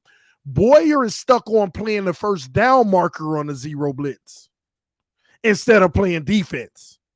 Flores played defense. He didn't play the first down marker. Now, Flores got caught playing the first down marker sometimes, and he got bit. But anytime it's press man with the zero, Flores, ain't nobody knew what to do with it. They still haven't figured that out. But you got to be consistent in that. And Boyer just, I don't know. And sometimes I'll give Flores credit with this. It wasn't as predictable. Like sometimes Flores would show zero and then they'll back out, or he'll show 5 a blitz, but then like the defensive tackle or a defensive lineman would back out. It wasn't predictable. When Boyer shows zero, it's coming. So it's just like, the quarterback is just like, let me find my hot route. Let me find my man beater. Here's another difference between Flores' zero and Boyer's. Flores zero, everybody's on the D-line. Everybody takes a step forward. 3 guys know if I'm engaged, I back out. If I'm a free rusher, I go. Boyer, he goes and shows zero look, and he doesn't do that. It's just you're all going to go, or the 3 are automatically going to back out. See, the zero is an overload. One guy is going to come free. We just don't know who they're going to block yet to determine that. And if you're that free guy, go. But there are 3 people that know that if I am blocked, then I need to back out. But Boyer's not to find out. He's just, everybody already knows in Boyer's who's going and who's backing out. In Flores' system, none of the defenders knew who was going and backing out. They only determined that based off of whether or not they were engaged. That's the difference. Yeah. And that is it's a small thing, but a huge difference, bro. Yeah. Huge difference. No, you're right. You're right. We didn't get to the quarterback much on zeros this year. It's like everybody picking it up because you automatically were backing some guys out. Yeah. But to criticize Flores, that zero package, it didn't work against the top offenses. So even this year, the zero, it works against Mac Jones. Does it work against Buffalo? Not as much, right? Well, and that's the same with. You got to know when to use it and when not. I agree with that. Yeah. And so the last thing I disagree with Flores was, of course, we got to touch on Tua. And it's not even about Tua. I know everyone says, "Oh, T-Rich, he's going to come on stream and defend Tua to the death." But it's really just about the trend of where the league is going. As a head coach, your job is to develop a franchise quarterback, right? And deep down, I think Flores knew he wasn't built for that task. And that's honestly why he didn't get the New York Giants job. I mean, I know he's pissed about it and he filed a lawsuit for it, but the Giants was looking for someone to develop Daniel Jones. Even before the interviews, the owner came out and said, Daniel Jones is the guy. So he said that going into the interview, and then you got this guy who has to go into the interview answering for the way he treated Tua. It wasn't a good look. I mean, can he go in there and say, well, I didn't believe in him. The GM believed in him. I didn't believe in him. So what does that say about Daniel Jones? Can you say, oh, I just don't believe in Daniel Jones, so I'm not going to treat him the way he deserves to be treated. I'm not gonna develop him like he deserves to be developed. And you and I, we agreed on this before. Flores never put Tua in a situation where he can learn and grow from his mistakes. Because from the point Tua got the start against the LA Rams, it was win. You know, Trevor Lawrence was the worst quarterback in the league last year, arguably. But he learned from being the worst. And he was pretty bad the first half of the season this year. But it was a trial by fire. He got burnt, but he learned. He learned from his mistakes. He learned from making the same mistakes over and over and over, and then he grew from it. And Tua never got that opportunity to grow from it. I really think this is like the first year that Tua can go into the offseason and say, man, let me look at film from that Chargers game. Let me look at film from that second Bills game. So he can use that film and get better, because that is part of being a young quarterback. I know, like, Dolphin fans, you guys don't know football. T-Rich. Tua don't have to go in this offseason looking at the San Francisco and Chargers game. He got 2 years of the San Francisco Chargers. He got 2 years of those same behaviors. And another thing about Tua. Bro, when are we going to be honest? Okay? Tua will never grow from his mistakes, because just like Flores, McDaniel is doing the same thing. He's keeping him away from his flaws. He's not even letting him work through his flaws. He is not putting him in a position to go out there and execute the things he doesn't do well, so that he can get better. See, you're right about that. I've never shied away from what you just said. What you just said was 1,000% correct. Trevor Lawrence out there playing like a bum because they're developing him the right way, and they're allowing him to see everything, even if he struggles in it. They're allowing him to fail so he can learn from it. Tua's first 2 years, they did not allow Tua to fail from anything. They wanted to hide it all with the RPO system. But nothing has changed, T-Rich. Mike McDaniel has also put him in a system that keeps him away from the things he doesn't do well. It's still the same, bro. I've been from day one. If you don't remember, years ago, I said I believe Tua can be a franchise quarterback, but he's a year 3 guy, and only if you put him in a pro style system and allow him to struggle for 2 years. I said that on this channel a million times. He can be a franchise quarterback, but what it's going to take is you put him in a pro style system and you allow him to look bad for 2 years so he can develop out of that and become a real genuine quarterback, because he does have the skill level. As soon as the first season was over and they didn't put him in the pro style system, I said, oh, it's over. He ain't got a shot in this league because I said he not gonna make it to year 4. That's the only reason I say he didn't have a shot, because I said he ain't gonna make it to year 4 now. But now that he made it to year 4, my point still is the same, because year 2 they didn't do it, and year 3 they didn't do it.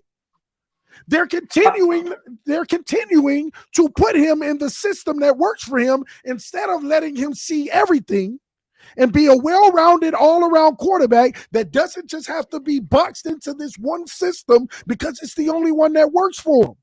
You got to let these kids come in and fail bad in a real pro system where they can run and they can see all the defenses.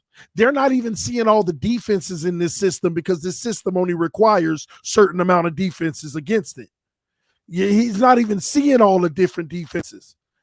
That's my issue. That has always been the reason why I said I don't believe in Tua's long-term in the NFL, because these coaches, McDaniel is in win now too. He's not into development. He's in the win now. I'm going to sit down with you on 700 plays and show you where we can get better in those 700 plays so that we can win games. I can win with Tua.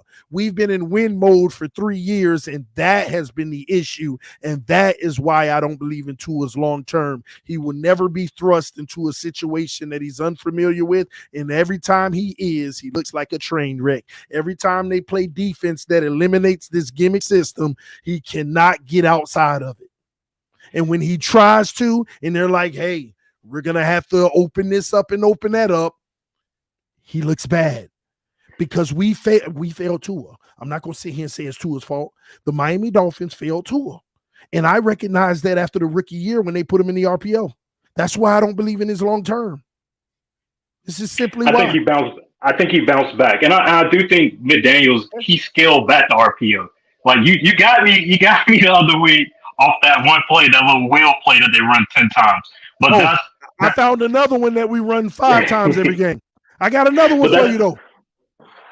That's still a lot less than the RPO that he was running 80% of the time under Flores. Flores never. Yeah, but that RPO at least had 12 plays or so. You see what I mean? Yeah, different variations. Thank you. What you saw that I proved to you was the same variation.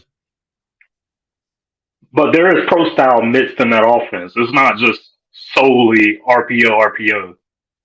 Bro, it's a lot of play action, a lot of run action. It's the Shanahan offense. It's not. I mean, it's a lot more motion, but it's not this new innovative offense. That's why I hate it when people was like, "Oh, Tua is in this magical offense that has superpowers that can scheme people wide open." It's like, no, that's not it. He's just anticipating the throws and they're open because of anticipation. Tua elevated that offense, and but. McDaniels isn't saying I can win with Tua. I do think Flores said that. McDaniel is saying I believe in Tua. Like, I believe he is the guy. I believe in him too if I can get hired. Nah, it wasn't that because I really think Greer, and I think you know this too. Greer came to McDaniels and said, "Do you believe in Tua?" After the hire. And McDaniel said he spent 6 months trying to prove to people. He said this in his exit interview, or after the Buffalo game, after the playoff game. Hey. He said, "I spent 6 months trying to prove to people that Tua is good."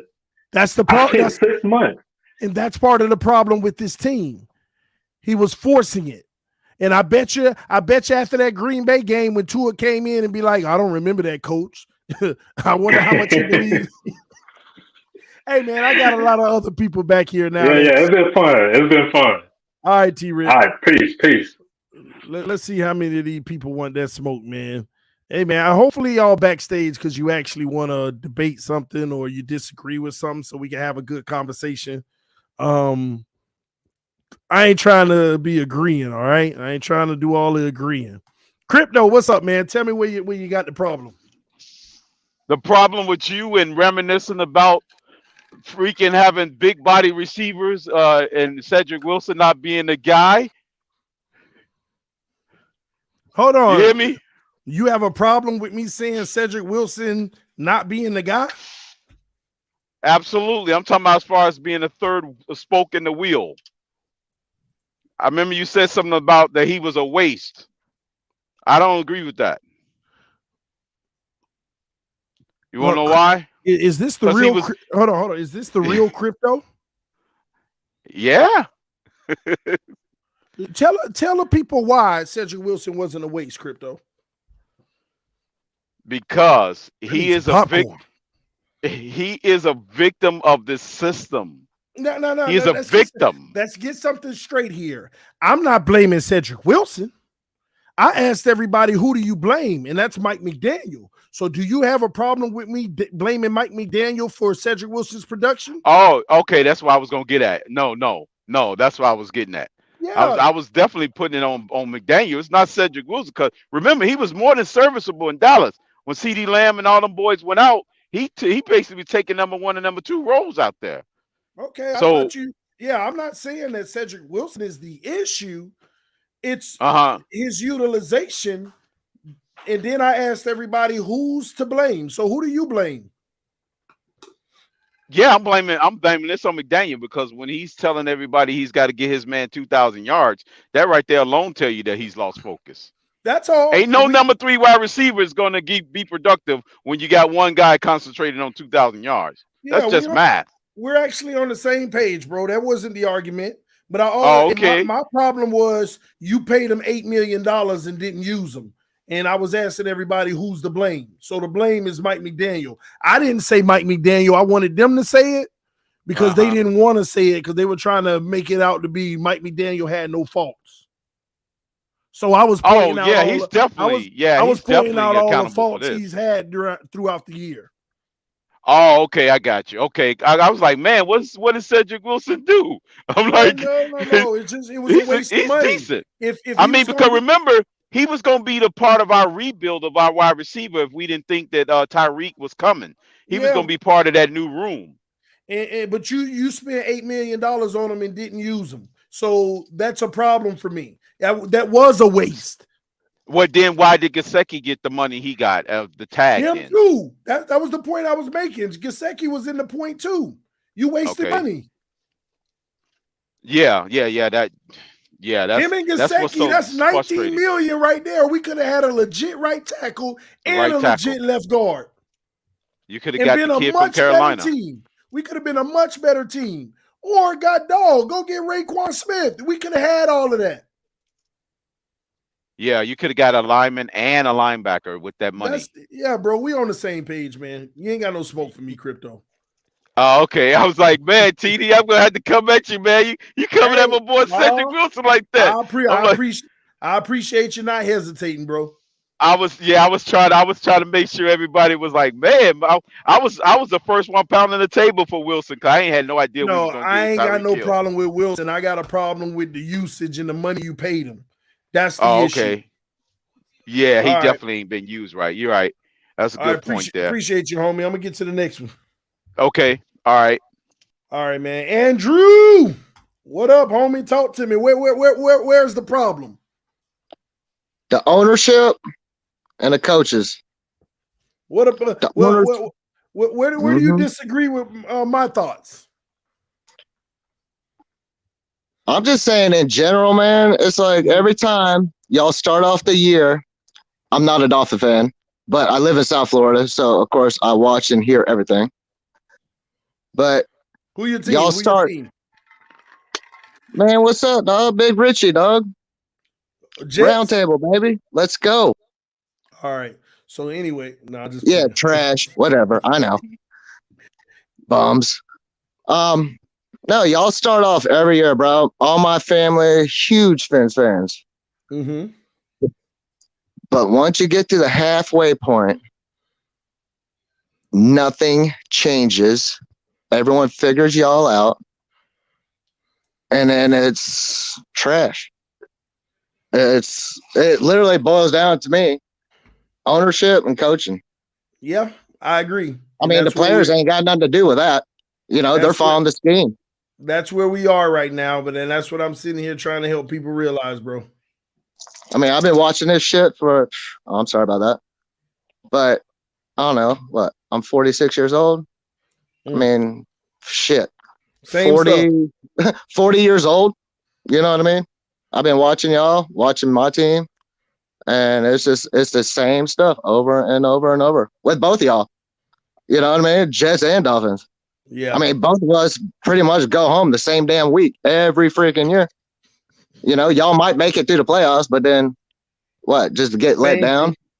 You know what I mean? It's like, I don't even know. Shit has to change, though. I hear you, bro. I appreciate you coming through, man. I appreciate you, dog. All right, bro. Even Jets fans know y'all. All right, Zach, where am I wrong, bro? Where am I wrong? Yo, TD, what's going on, bro? Just want to say a big fan. Been watching a while. I want to say you're wrong. From what I've been hearing is that, I don't know, bro. It sounds like you like Flores over McDaniel, bro. It's not. Well, let me be transparent with you. Yeah. It's really not about the Flores and McDaniel. It's about the fan base and the hypocrisy. Okay. Truth is, I loved Flores. I don't think he should have gotten fired, and I don't think he was the issue. But they did fire him, and they made him out to be the issue. So, as an analyst, somebody who's sitting here, want to get it right about the Dolphins and tell the people what I believe and make sure I have data and stats to back it up, right? Yeah. In my profession and what I do on this channel, everything has to be tested so we can know what we were right on and what we were wrong on, so we can categorize that for long-term data so that we can try to be more and more right as we go, right?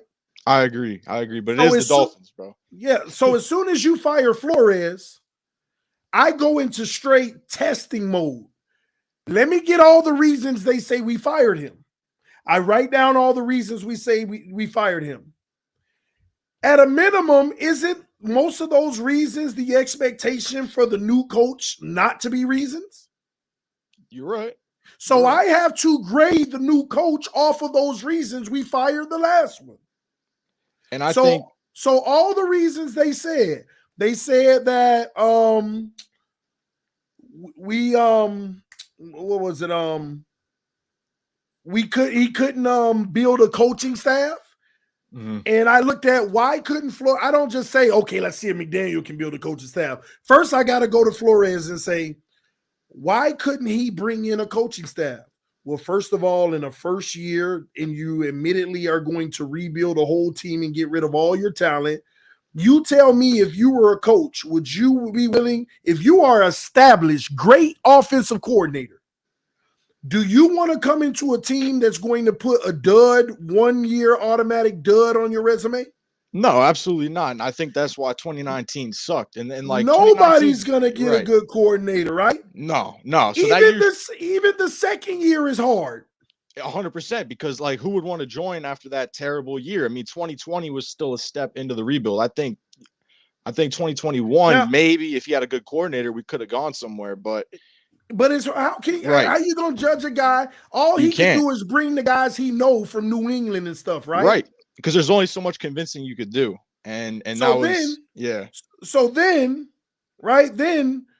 you say to yourself, well, without good coaches and coordinators, the very next year we went 10-6 with minimal talent. The next year we got a little bit more talent, but it was very little. And we went 9-8. Those are successful seasons without having great talent and without great coaches. Yeah, I agree. So now let's go, Mike McDaniel. You're up.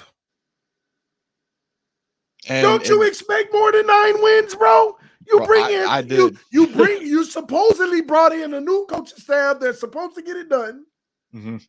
You could bring Teron Armstead, Tyreek Hill. You get you got 9 wins. You got the same and less than the other year he got. and you put up less points than one of his years, and you have the ultimate weapons, the great talent, your quarterback's actually playing well, and we still overall had, the team produced less production from a scoring standpoint. So I don't dislike Mike McDaniel, but I have to go and I have to evaluate why was Flores fired and why isn't it applying to him as well? That's so true. when you say, well, Flores couldn't build an offense, but Flores could build a defense. So Mike McDaniel can build an offense, but he can't build a defense. It's And I just know the it's same still circle. early. I know it's still early, but year one, failure. I'm sorry. I like Mike McDaniel. I hope he don't get screwed like Flores did. But I'm operating in the same field now. Failure. Yeah. And It's a I'll tell you failure, what, bro. TD. I'll tell you what. So I like Mike McDaniel too, and I like Brian Flores, but I'm a little worried about Mike McDaniel because you know how many penalties we had that cost us the game? Like our team was so much more disciplined under Brian Flores, bro. These are all And things that I'm evaluating, bro. I know, and I don't know if Mike if McDaniel has that. I don't know if if I he tell has the that. truth, if I tell the truth of the difference, people automatically, oh, you're just still bitter that we got rid of Flores. No, I'm gonna be bitter that we got rid of Mike McDaniel if he ain't the actual reason why. Right. If Mike McDaniel do exactly what Flores does, I'm like, it ain't, y'all, when are we gonna learn it ain't the coach? Yeah. Mm-hmm. At what point we gonna learn it ain't the coach? It's just right now I got to throw it back at these delusionals that's making it seem like now we're going to be all right because we got McDaniel. What if it was never really Flores? Yeah, and that's a very well good possibility. I mean, this is the point that I've been making. No, I agree with you. I agree with you 100%. Man. We didn't have any problems on defense and special teams with Flores. Mm-hmm. Defense and special teams are trash now. Yep. And I don't know if that defense is going to get any better. And penalties on offense. Terrible now. God. Yeah. No discipline whatsoever. I mean, it was just, I was losing my mind this whole year. I don't have nothing against Mike McDaniel. My point of Mike McDaniel being just the same as Flores or worse is just simply evaluation on why the last coach got fired. So I know, could Mike McDaniel possibly be on the hot seat? But I'm telling y'all, it ain't Flores' fault and it ain't Mike McDaniel's fault. The issues we have, they ain't going to realize for another year or two. But I'm sitting here waiting. Don't worry. I'm just going to be patient. I've decided to be patient. Man. Chris Greer is the issue and him failing and picking players. Oh, 100%. He failed our rebuild in 2019. He failed it. I think that was why Brian Flores got fired, right? Because he couldn't develop Austin Jackson, Noah Igbenogany. I mean, Tua's whatever, but like it made Brian Flores look bad, right? And guess what? What did they say in the offseason? Mike McDaniel and his coaching staff, they're going to turn Eichenberg and Austin Jackson and Jesse Davis and Noah Igbenogany. They're going to make them better players. You'll see, TD. Watch how they develop players, a real coaching staff. And I'm sitting here like, where are y'all getting this real coaching staff from? And they ain't even talked to nobody yet on this. And people automatically said, this is what you call a real coaching staff. Nah, they haven't proven themselves, bro. If it was a real coaching staff, we wouldn't have gone. We would have got more than 9 wins because we would have been more disciplined. We would have developed our talent. We have way more. I don't know. It's crazy. Waddle out here dropping more balls than he ever did. Oh, bro, it's crazy. You got Waddle. The numbers per catch is up, but I'm sorry. Waddle did not have the best of seasons he should have had this year for this team. No, he did not. Because truth be told, Waddle lost the game this year. Oh, he lost us that final game. Or he lost the playoffs. I ain't gonna put the final game just on him, but he was a major contributor. But I ain't putting that one on him. Waddle lost the Minnesota game. Waddle straight up by himself lost the Minnesota game. Oh, that too. But if he caught that ball at Buffalo, I mean, that was points on the board right there. Well, the problem is we ain't talk about just one play. In Minnesota, it was 3 plays. He lost it. Yeah. He lost it, bro. Him by himself. We were cooking. You had Skyler and Teddy put up 400 and something yards, and he literally caused an interception. And the second time was the one that really did it. he caught the ball, and we like, oh my God, and this was the drive where we about to go win it. Oh Yeah. my God, Waddle, go. Nobody even touch him, and the ball come out. Yep. So Waddle lost that game all on his own. Like, you can go through the season and say, who lost games? There was only 2 games this year out of our 8 losses that was lost by a single person. There was, 3 games. 4 games. 4 games, yeah. Okay. Maybe 1, even 5. 2, 3, 4. 4 games was lost by a single individual. Waddle lost 1 and Tua lost 3. Oh, at least 3, 100%. Tua lost at San Francisco. Tua lost at Chargers.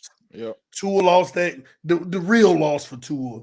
You could argue the other 2, which you shouldn't, but even if you wanted to, okay. But that Green Bay game, Lordy Jesus. That was all on Tua, man. That was that was our Christmas gift right there, bro. We should have won that game. Us Dolphins fans, we would have been cheering. That would have been the best Christmas we ever had. You can't lose a game as an individual worse than he did versus Green Bay. And I hate it for him because even though overall it still wouldn't have moved the overall needle for me with him, but I would have intentionally had his back that day. Because after that game, 100%. Because I saw him play so well, and I'm like, let me tell you something. I didn't see it during the game. He made a lot of throws, but I didn't see it during the game. And he threw those picks, and I was just livid. But when I watched the All-22, my jaw dropped at how great he was in that game. And I literally was like, man. And when we got to the 4th quarter, I'm like, he literally erased the perfect game. Yeah, he played like a franchise quarterback up until those 3 picks. I mean, I was like, man, this is the guy. You know, I was legit wearing my Tua jersey. You know, I was like, this is our guy. You know, we finally got him. Next thing you know, 3 picks, and that's my issue with Tua, man, is that we're going into a potential year 4, and availability, we don't know. And the fact that we don't know what kind of quarterback we're getting before each game. We could either get, Tua, the top 5 quarterback who can, win us the game, or we can get Tua, the quarterback that can throw 3 interceptions. I don't get it, man. And who knows if he's even going to be able to play a full game, I mean, the concussions scare me. I won't lie. I mean, I don't want to put so much faith in Tua where, we have other options here on the table. This right now is our window. I don't want to be like them Buffalo bums and lose the window. Wow. And man, appreciate you coming through. I got more people back here, man. Nah, thank you, TD. I appreciate you, bro. Thank you. Oh, man. Appreciate you, homie. Man, oh, man, y'all. I'm telling y'all, man. You didn't get any wins from the backup QBs. I agree. You wish you would at least can go like 500 with the backup QBs, but I also have to not care about not getting wins from the backup QBs, because the point of the matter is you shouldn't need to. You shouldn't need to. Now, okay, you needed to this year, but God dog it, we needed to last year too, and the year before that. 3 years straight, you needed wins from your backup quarterback. That's part of the problem, man. We shouldn't need wins from a backup quarterback every year. That's the Tua dilemma. Things happen, but every year.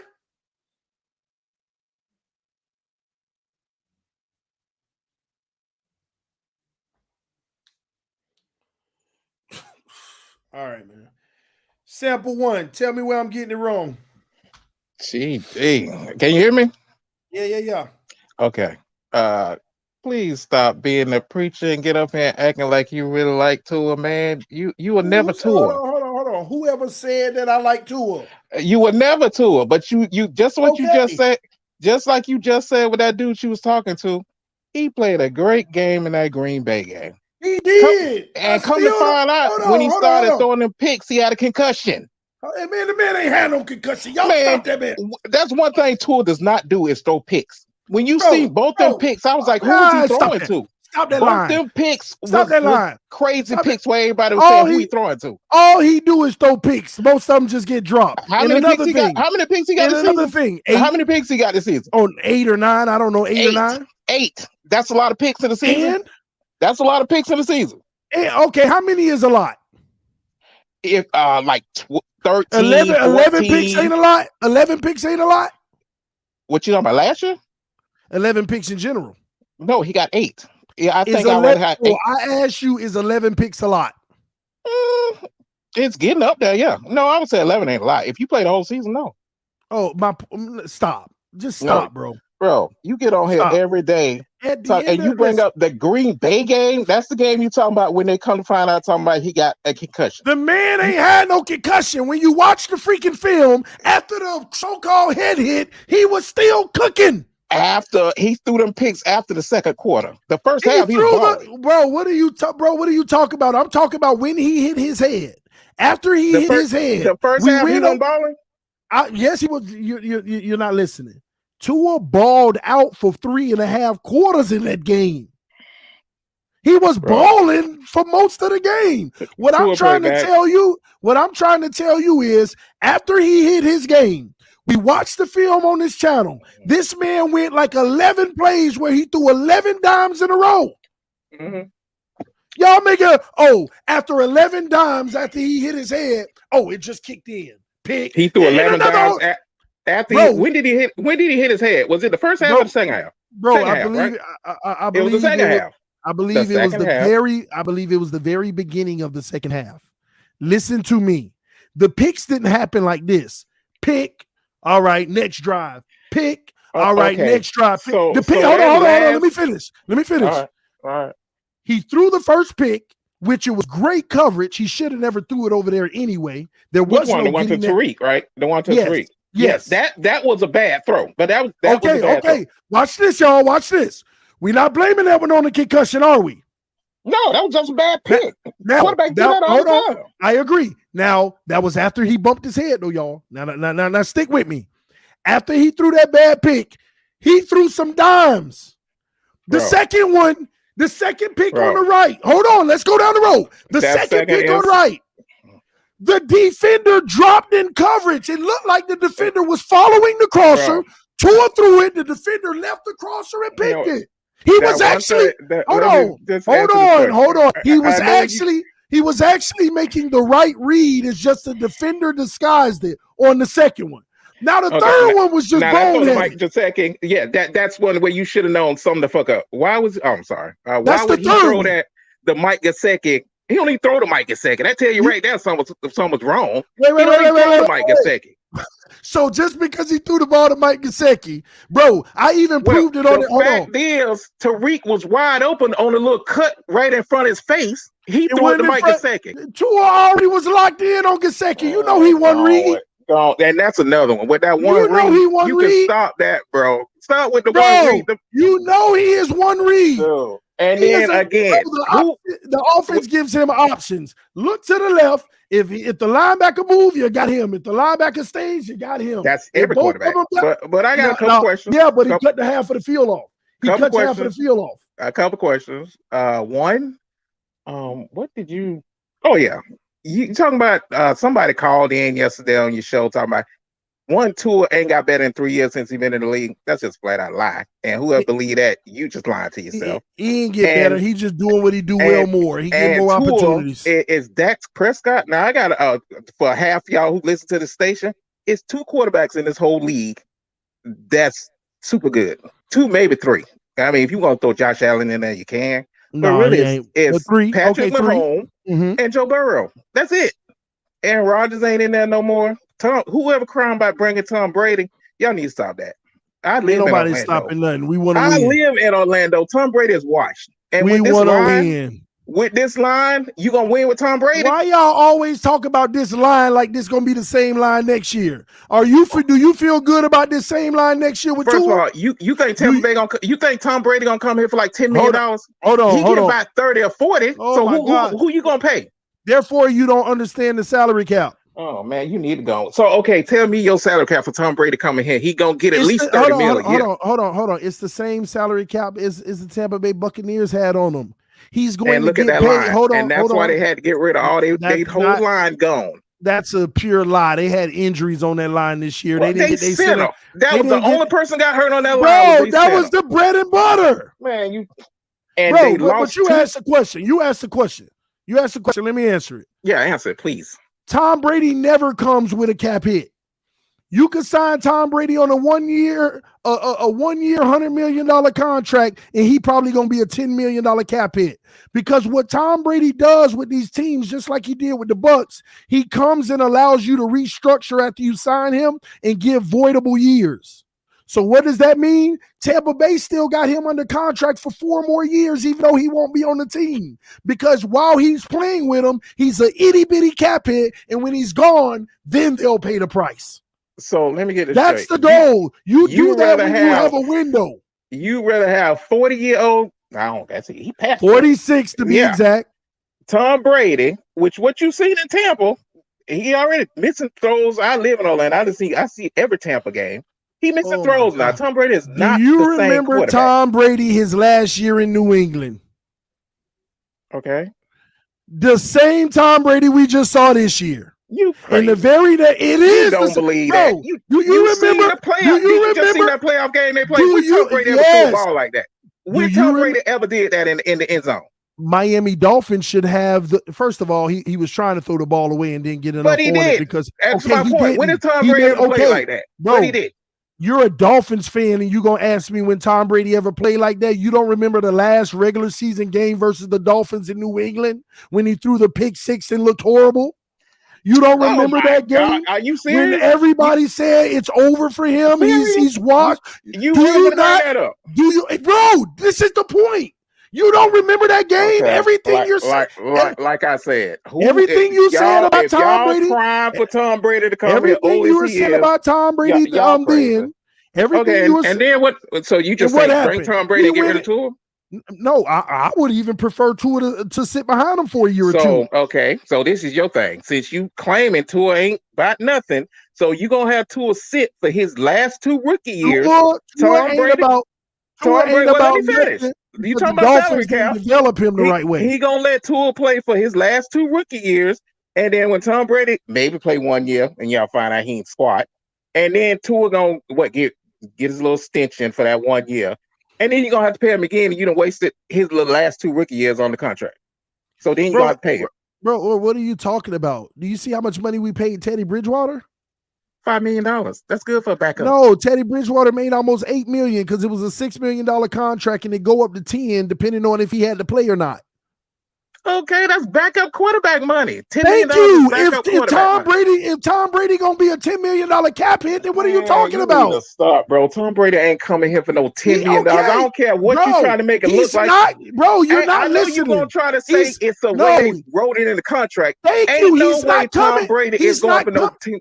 Why do you keep saying that? You're not listening. He's not coming for $10 million. I know what you're saying, but you sound like a fool. He's gonna come for the 25 or 30 million that he gonna get. The same he got 25 in Tampa a year. So he's gonna come for the 25, 30 million he got in Tampa.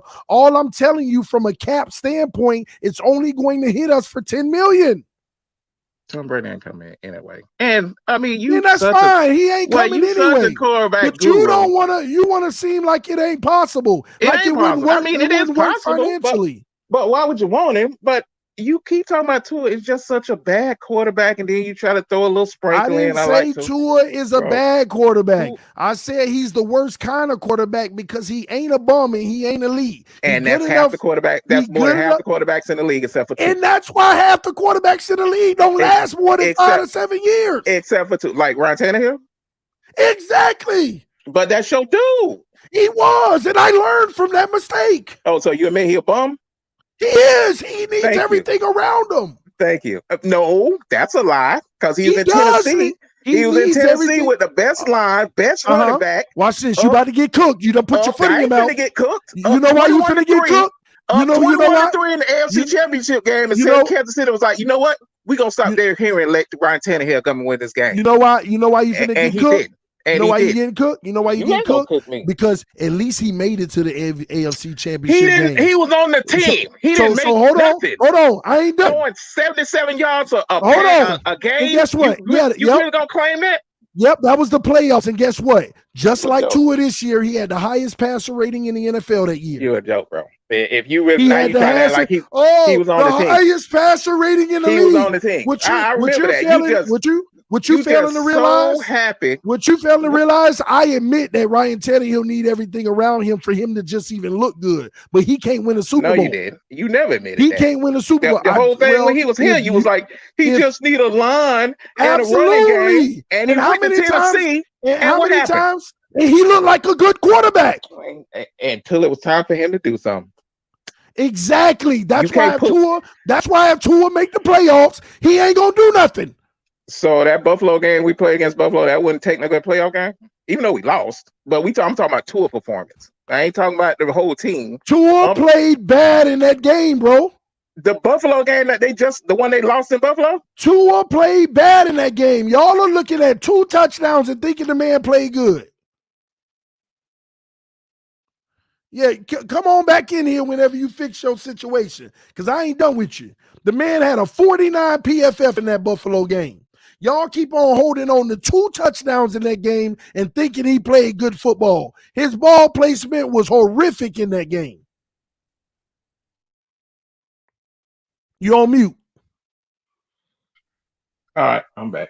And like I said, Tannehill, I realize he need everything around him just to look competent, but he is not the answer. I don't think he can ever win a Super Bowl. But that's the same as I see in Tua now. You don't, and you've been talking about that since year 1. You didn't think and guess what? And has anything proven it to be wrong? Yeah, from year 1 to this year. If you can't see the improvement, if you can.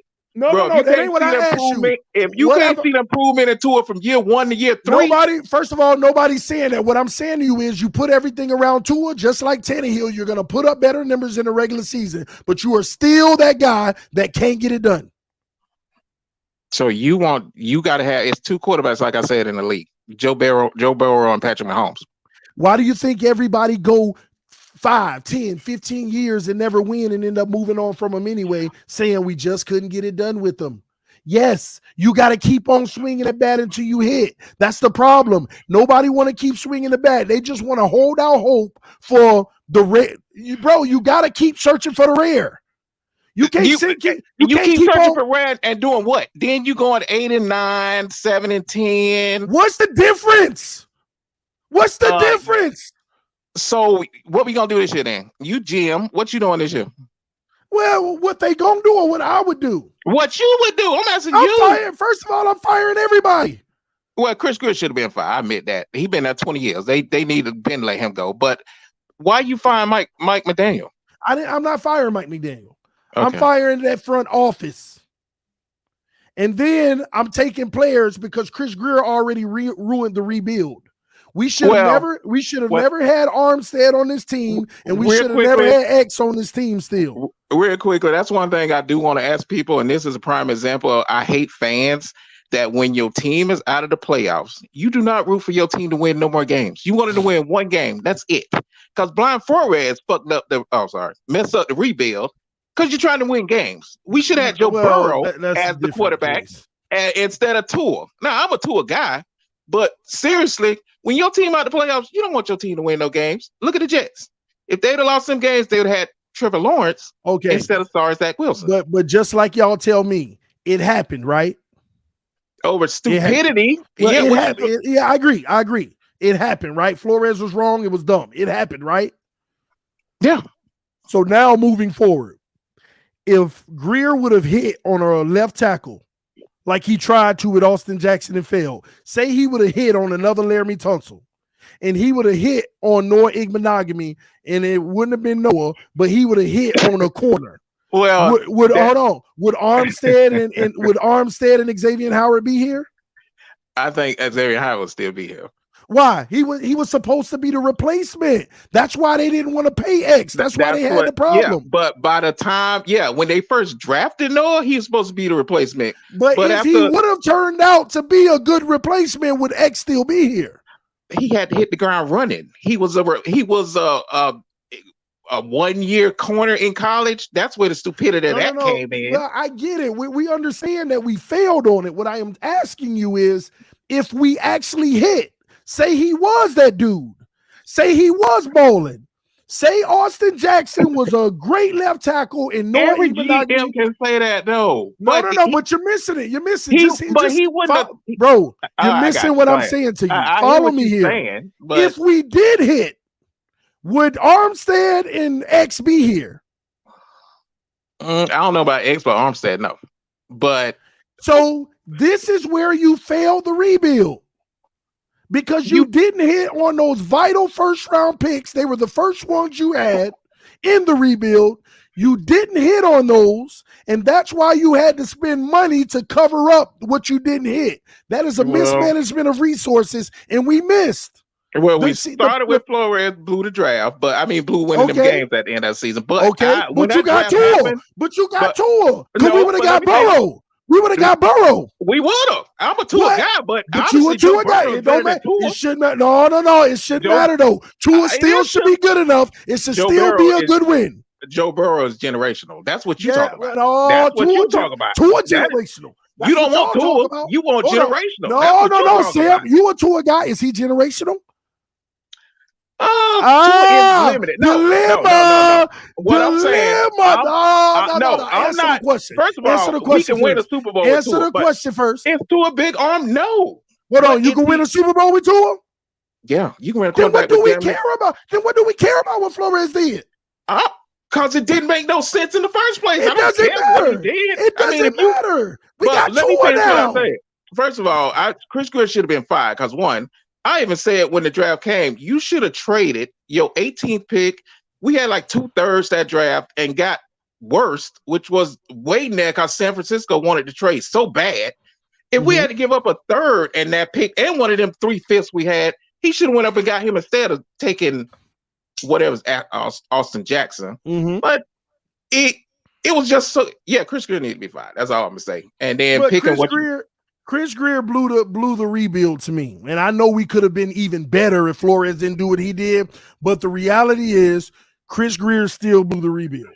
Well, who was Chris Greer to pick at 18? We had to get a tackle.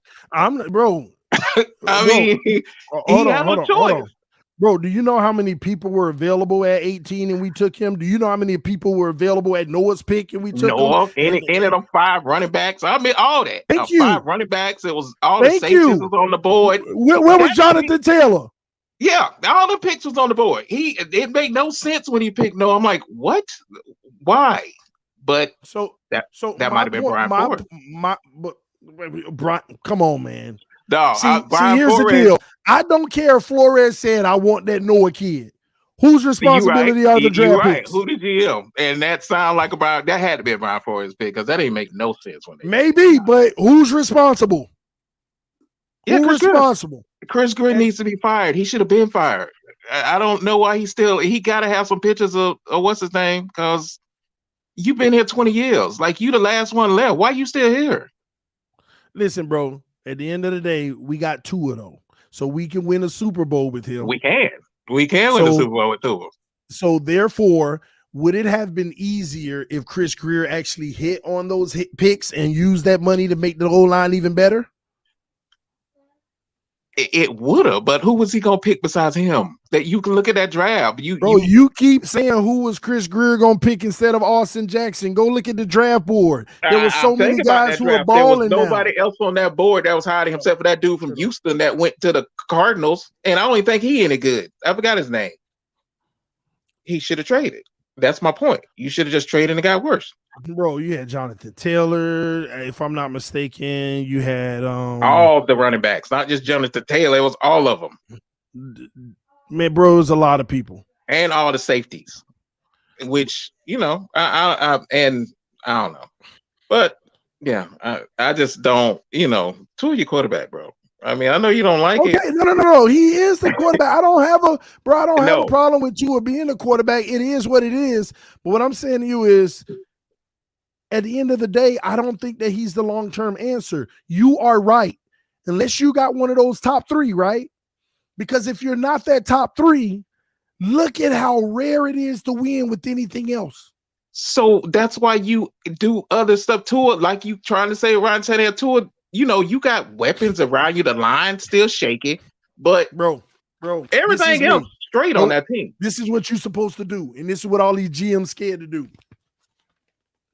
2021, I tried, it ain't worked. 2022, I tried, it ain't worked. 2023, I tried, it ain't worked. 2024, I tried it. I don't care if that take me 17 of them. That 18th might be got them, because so guess what? You finna go 17 years anyway with all this false hope, wasting year after year after year. Matter of fact, you might go 50 years. You know why? Because instead of going 17 years to find your guy, you gonna spend 4 to 5 years on every one of the ones you pick, and you still gonna bid 17 times. So what you gonna do? Draft the quarterback area? Every god doggone year. No, not in the third round. I'm talking about you get premium. Ain't no third round quarterback. You gotta get premium. I'm getting a first and a third round quarterback every year I can. Every year I can. You gotta find that dude. You gotta find that dude, bro. It's more than one way to win a Super Bowl. I mean, you ain't got to have that. No. See, you say it's more than one way to win a Super Bowl. I think Tua can get us to a Super Bowl. I'm not gonna lie. There is more than one way to win a Super Bowl, but the less talent you have, that more than one way declines drastically. Look at Jalen Hurts. He's another way, but at least he got the mobility that carried the team in the toughest situations. Man, look at the Eagles line. Eagles got bro.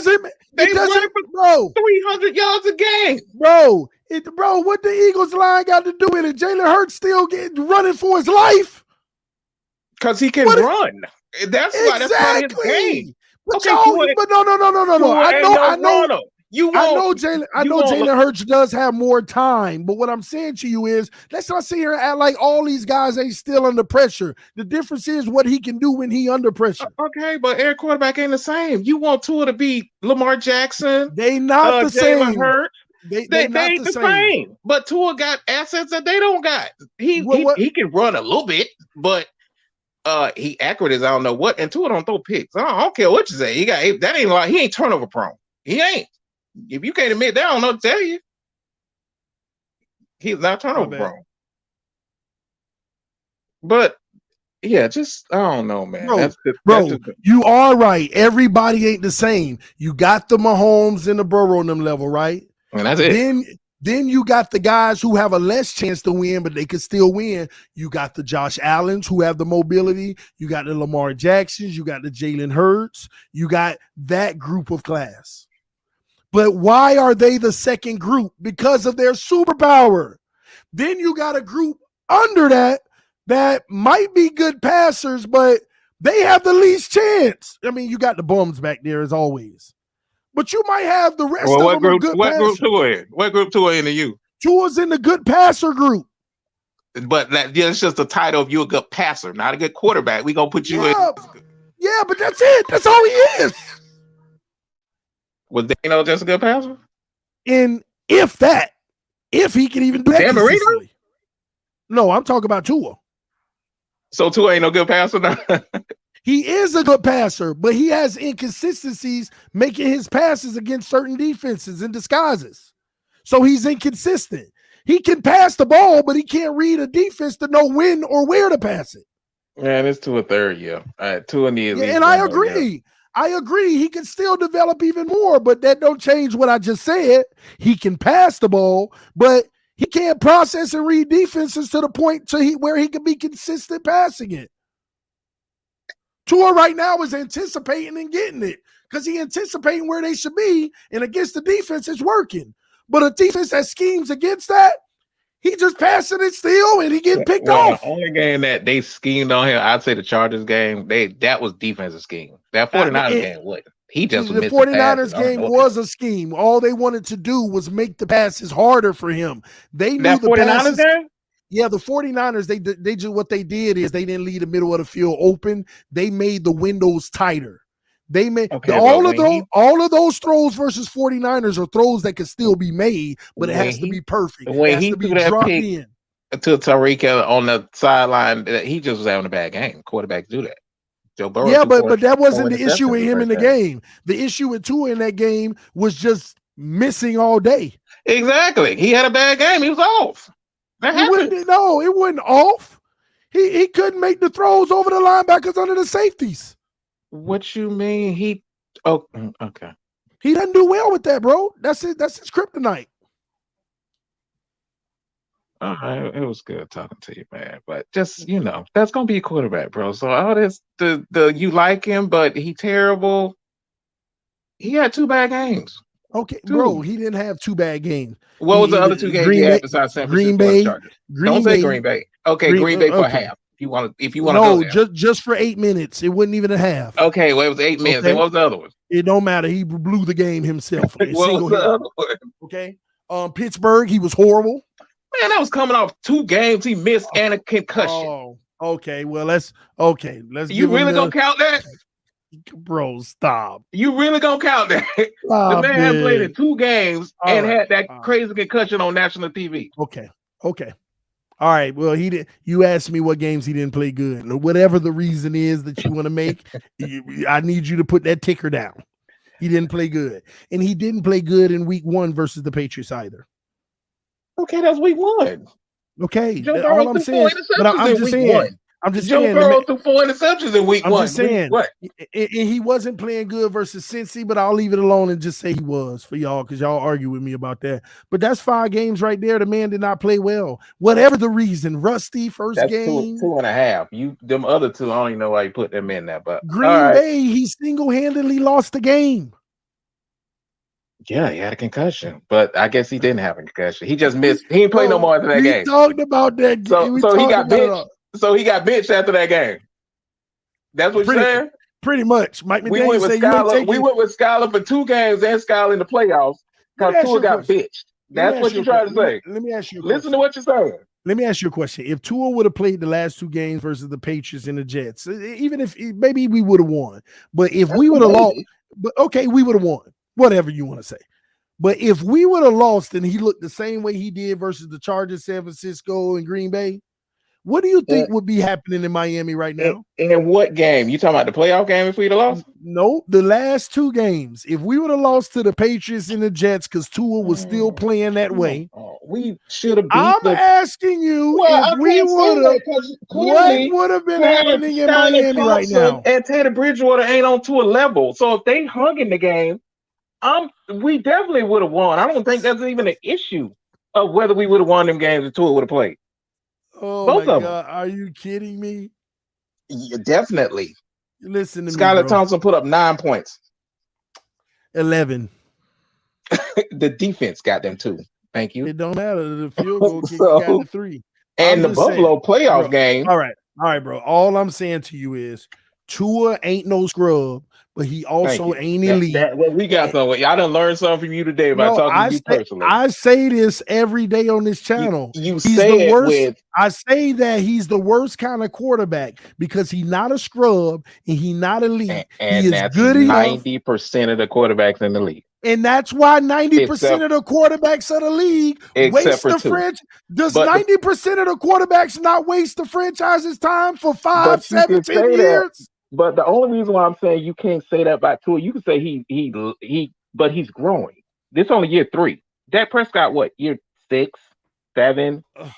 You know what Dak Prescott is. No, we've seen this story before with guys like Tannehill, Nick Foles, Jared Goff. We've seen a year 3 that was good. Nick Foles got a Super Bowl, and Jared Goff made it to the Super Bowl. Don't use them two. That don't fit you. They did. Nick Foles got a Super Bowl, and Jared Goff made it to the Super Bowl where he should have won. Lost 13-3. Did they end up being franchise quarterbacks? I'm just saying that they both made it to the Super Bowl. Well, That's all I'm saying. Then you know what? If you gave us anything tonight, you gave us hope with Tua. Thank you. I'm glad, and you showed me that you. Hey, but still, no bum like you always say. Bro, no. I don't call Tua a bum. I say he has bum moments, bro. I say Tua has bum moments, and when he has those moments, I call him a bum. Don't every quarterback got bum moments. I mean, hey, well, you a bum at that moment. What's wrong with me saying it? But All Tua, right, I I just feel got like you. We both just learned feel something like today. I know I did. I just feel like he's good enough not to be good enough. I That's think he good just enough to get us over the top. well, it's a possibility. I just know that the numbers bear out a very slim possibility. Still, That's there's a all I'm saying. chance. There's a chance. I got Nick Foles made it. So that right there, Nick Foles made it and won. Time will tell, bro. All right. All right, man. I appreciate you, man. And we can't have a roster that Nick Foles had that year. That's Why we another can't? problem. Because we already wasted money and resources on We blown ain't draft that. We picks. And well, you got to admit, injuries did pay a lot to this team on defense. it Especially. don't matter. We still wouldn't have had what the Eagles had that year. Bro, they backups were starters. Well, I'm just talking about this year with our team that went what we went 8-9, 9-8, whatever we went. Defense. I mean, injuries. They killed our team this year. Hey, Sam, you just make sure you don't be a stranger. Because as time continues to go by, I want you to keep on coming back to giving me your opinion on this. Because time always tells, bro.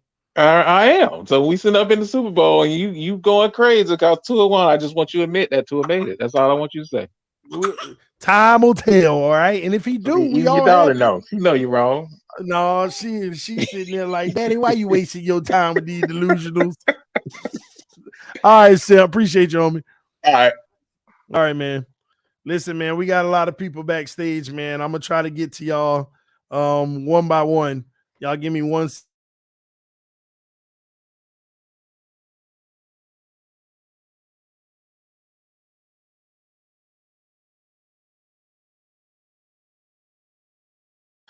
Oh boy. Let me see what time. We 2.5 hours in. I was supposed to be in an hour and a half. And the wife be like, what is going on? We had plans. I'm going to take one more, man. I'm going to take one more. I'm so sorry to the rest of y'all. Please come back maybe tomorrow night or Saturday when I got some time. We're going to pick up on this conversation. But I got to bring the homie El Capitan in the building, man. What's up, TD? He said El Smokaton. The wife just said I got like 12 minutes, so let's cook. No problem, because all it is Samp 1 is right. TD, you're a hater. About That's what? what it is. You're a hater. Well, he is right. You know Brian Flores is to blame for a lot of the shortcomings when it comes to the football team. You know that's true. You know Mike McDaniel had to start as far as with Tua goes. You know, Tua was bullied by this guy. He held him back even when he was healthy back in those days. You know that's true. And Mike McDaniel had to overcome all of that with QB1. So that's something. Yeah. You see that banner behind you? Yeah. What's up? What does it say? What's that? The Fins Tailgate? Yeah, you representing your channel, bro. Don't do yourself like. Don't do yourself like. Let me handle it. Let me handle it. I got this. I'm trying to get it. Let's go. Okay. So what's out? So listen. Also, the doctors have come out and confirmed now. TD, I know you heard that. It's confirmation that Tua is no more concussion prone than anybody else. Nobody ever said he was. Yep, and that he's going to be 100% healthy. He's playing football. He's 100%. He's still prone to concussions, just like everybody else. They're saying it's confirmed by doctors. Just like everybody else, he's still prone to them. Everybody still can get concussed. The problem with Tua is he get concussed on routine hits. Look, the only time it affected gameplay was in that Green Bay game. That's why the interceptions. He was doing great up until the interception. Samp 1 was right, TD. Oh my God, bro! I ain't finna bring that Green Bay film up no more. We done been through it a million Yeah, you don't times. have to. You don't have to. But you know, the jury is still out on Tua. We need to just ride this into the dirt, man. You know, we going into year 4 talking about the jury still out. That's the problem. That's right. Jury's still out. It's only year 3. I can. All right, that's all I got, TD. I can't go any longer with it. Listen, I've been trying to educate them too, bud. I've been trying my best. This is the stuff you got to fight back on. Is what I just laid out for you. You know it. That's what it's a fact to this point. I like what you said, and I've been saying it too, man. If we're not gonna have a freak athlete of a guy, you know what I'm saying? Then he's got to have intangibles in other ways. So the limitations on Tua are painfully apparent. He can't stay healthy. He doesn't have elite arm talent to overcome those stuff. He doesn't run. A lot of times you get a young guy, they at least can run around a lot. You know what I'm saying? They could use their legs to bail them out of some sort. So what does he have? He's really good at timing. Doesn't really read defenses all that great. So it's, when I think of like Peyton Manning, you know what I'm saying? He had limitations. He was such bad in his rookie year, started putting it together. But what did he turn into? First of all, Peyton Manning's 6'5", like 235. He was a big dude. He was a monster. He didn't get injured till he got really badly injured later in his career. But the guy was a freak. He knew how to be like the offensive commander on the friggin' field. He was great at that. So, like, people want to say that they always measure to it a limited quarterbacks and what they can and can't do and how he can get in there. But the facts remain, dude, like a guy like Lamar Jackson, and they say he's injury prone, not like the way Tua is injury prone. So I don't know, man. It's hard. I know we in the season, I seen you kind of pivot the same way I kind of did. We were like, all right, well, we're getting it done. Tua averages 3 injuries a season. It's a lot, bro. It's a lot. It's a lot to overcome for a football team. I don't care how many good football players you put on the field. It's hard to overcome if you're going to financially hit your wagon because you save money on Tua being a rookie or paying whatever you're paying him, but you waste money on spending so much on everything around him just to find the answer. Here's what's frustrating. The GM for Buffalo comes out and basically concedes. If you didn't read between what he was saying, he was basically telling everybody it's hard to compete against a team that got a great quarterback on a rookie deal and a great receiver on a rookie deal and got all that talent surrounding them because they can afford it. Mm-hmm. We got Josh Allen and Stephon Diggs and we got great weapons, but we can't put that kind of talent around them. No, you can't. It's literally that's what the cap does. That's why it's that way. And our window is closing with Tua to do that. And if we give him money, it's ain't Josh Allen. It's a wrap, they bro. Struggling with Josh Allen to do it, and we got to go into that situation with a Tua. I know. And you gotta think too. People, I hear this narrative, TD, that they're like, well, Tua's the kind of guy who will take less money. Did you know what I'm saying? Do you see Michael Parsons today? Michael Parsons? Yeah, I did. When he was trolling, he liked his own comment. He said it was a good take by him. No, I'm talking about the tweet. Oh no, what did he say? I'm pulling it up now, bro. I'm putting it on the screen. People need to start paying attention to what's going on in this league.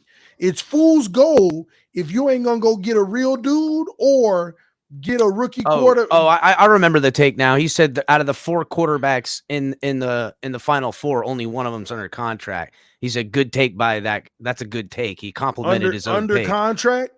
Yeah, only one of them's under contract, under not the rookie deal. You know what I'm saying? Only one of them's in contract year. The rest are under rookie deals, is what he said. Yeah, well, basically, besides Mahomes, he's pointing that out. Besides Mahomes, every team in the final 4 QBs is on a rookie deal and surrounded by talent. Interesting take. Bro, that's what I keep trying to teach everybody. You're not going to compete if you ain't got a quarterback on a rookie deal. That's that dude. Here's the thing, TD. If you look at it in the statistical form, you have a 3 out of 4 chance to have the rookie guy in the final 4. Then you have a 1 out of 4 chance to have the franchise guy. That the Patrick Mahomes in that equation. You know what I'm saying? Exactly. You either have to have the Patrick we don't have either Mahomes. one of those guys. We don't have either one of those guys. That's the point I keep trying to tell people. They don't get it, bud. They don't get it. We could keep going, but as soon as Tua come off of that 4th year, Michael Parsons said that because I'm telling y'all, these players realize, God, dog, I feel like we better than this, but we just played against a team that was bullying us. How do they have that much talent? And when you look at it, because Dak Prescott's sucking up too much of the resources playing pedestrian quarterback. But he's not knocking the fact that Dak is sucking it up. He's just knocking the fact that how do y'all expect us to compete with these loaded rosters? It's hard, we thought we were loaded, but they are loaded. It's hard. And then there's freak athletes that pop up every now and again too, like that have the impact on the other side to overcome a middling quarterback. They get like a veteran and they put together like an all-star squad. You know what I'm saying? They did it like for the Packer or not the Packers. The Bears did it with Urlacher and how they ran that team. And the Ravens do it every couple of years. They have a decent enough quarterback. He's making money, but he's not making superior money. But like it's so few and far between. There's like, it's just, again, the thing that crushes that whole narrative is that he's not the middling aged out quarterback either, to put on that. That comes like in year 10. So it's just a weird scenario. You have a finite amount of time to figure it out. Bro, at the end of last year, we said we needed to know everything because we can't go into year 3 doing this again. Ain't that and crazy? Now we're going into year 4 going, are you kidding? No, what did we say? We have to have all the answers this year. And here we are another year, and we still ain't got no answers. I got more questions. They still want to keep it more questions. Yeah. More questions. Concussions are an issue now, TD. We got a whole nother year and more stuff to worry about with this guy. What do I do? Cap, man, you getting me mad again, man, with this team, bro. I need to put Sam back up here. Yep, go ahead, man. I know you got to do the fam stuff, bro. I know you got to do the fam stuff. I'll let you get to it. Man, all right, man.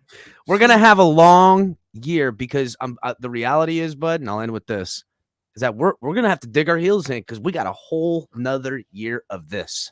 A whole nother year. The gaslighting, the stats, the fact that people will say Tua had better percentage throwing 20-yard balls down the field than Patrick Mahomes. How dare you even measure him to Patrick Mahomes? You know what I'm saying? Man, how dare you even do that, bro? That's what's crazy. Tua had the number 1 passer rating. He was number 1 league in it. So he better than Patrick Mahomes then? He's better than Patrick Mahomes, better than Joe Burrow. Does that make him the best quarterback in the NFL? Because he had the highest passer rating? The way it's being told to me, all this narrative is ridiculous.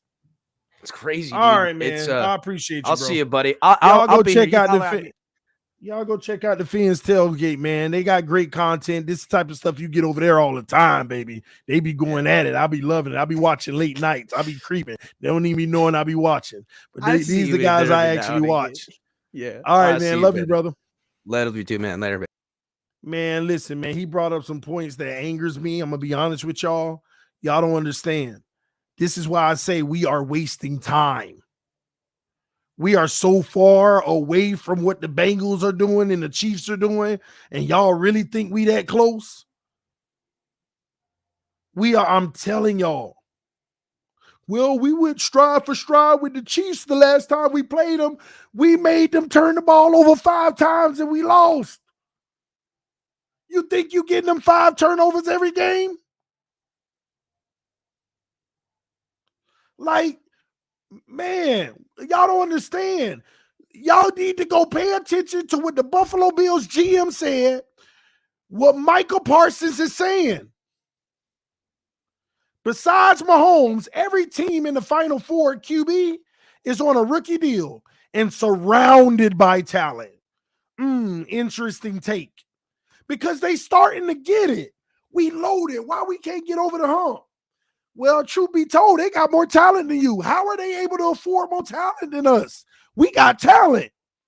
Oh, all 11 of their guys are talented. We got that like 8 talented guys, but 3 of them, every team got. You can't compete, especially if you got an actual franchise quarterback on a rookie deal, a real quarterback. And if you ain't do nothing and that window is closing,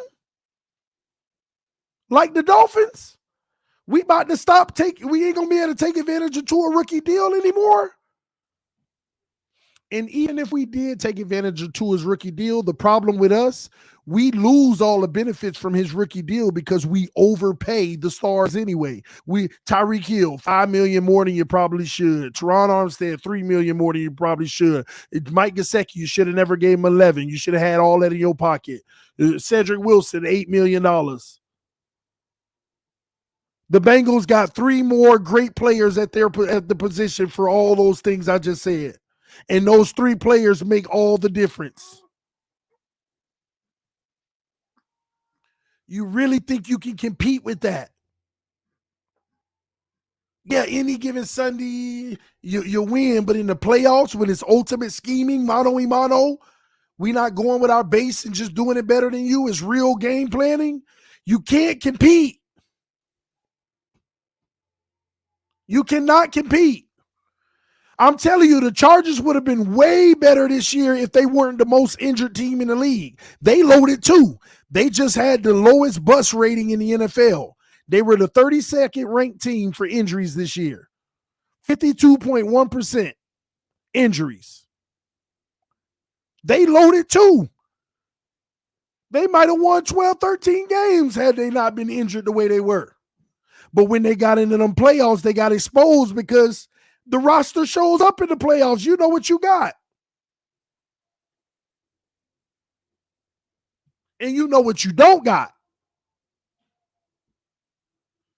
It ain't always about just the regular season. Plenty teams can win. Look at Minnesota. What's the difference between us and Minnesota? We could beat Minnesota next year. How many games did Minnesota win? How many games did Minnesota win this year? 12, 13, 14 or something like that? We could beat them next year with the same result. First round exit. Don't matter about no regular season. It matters what you do in the postseason. We just ain't win nothing in the postseason so long that we cherish regular season. Oh, we got 12 wins. We a real team now. And get bounced in the first round. Man, I love y'all. Appreciate y'all. Thank y'all for tuning in. It's TD Fans Talk, home of the real Miami Dolphin fans. I will see y'all maybe tomorrow. We're supposed to be doing all the wife birthday stuff tomorrow, so maybe not. Either tomorrow or Saturday. I don't know which one yet, but I'm going to rock with y'all. We're going to pick up where we left off. I'm going to drop that link next time. But I got to roll. Family duties call, baby. Love y'all. Appreciate y'all. Fans up no matter what. And thank you to everybody who did bring the smoke. I respect y'all more than anything. That's what it's about. Nobody got out of pocket. Nobody was disrespectful. That's how it's supposed to be. Good, healthy debate. Good going back and forth. Not all this hating and all of this disrespect. That's some kids play. That's some immaturity. Can't stand that baby stuff. Appreciate everybody who came on and gave me that smoke and did it in a respectful way above all. Salute to you, man. Thank all y'all. Peace. Boys out. See you soon.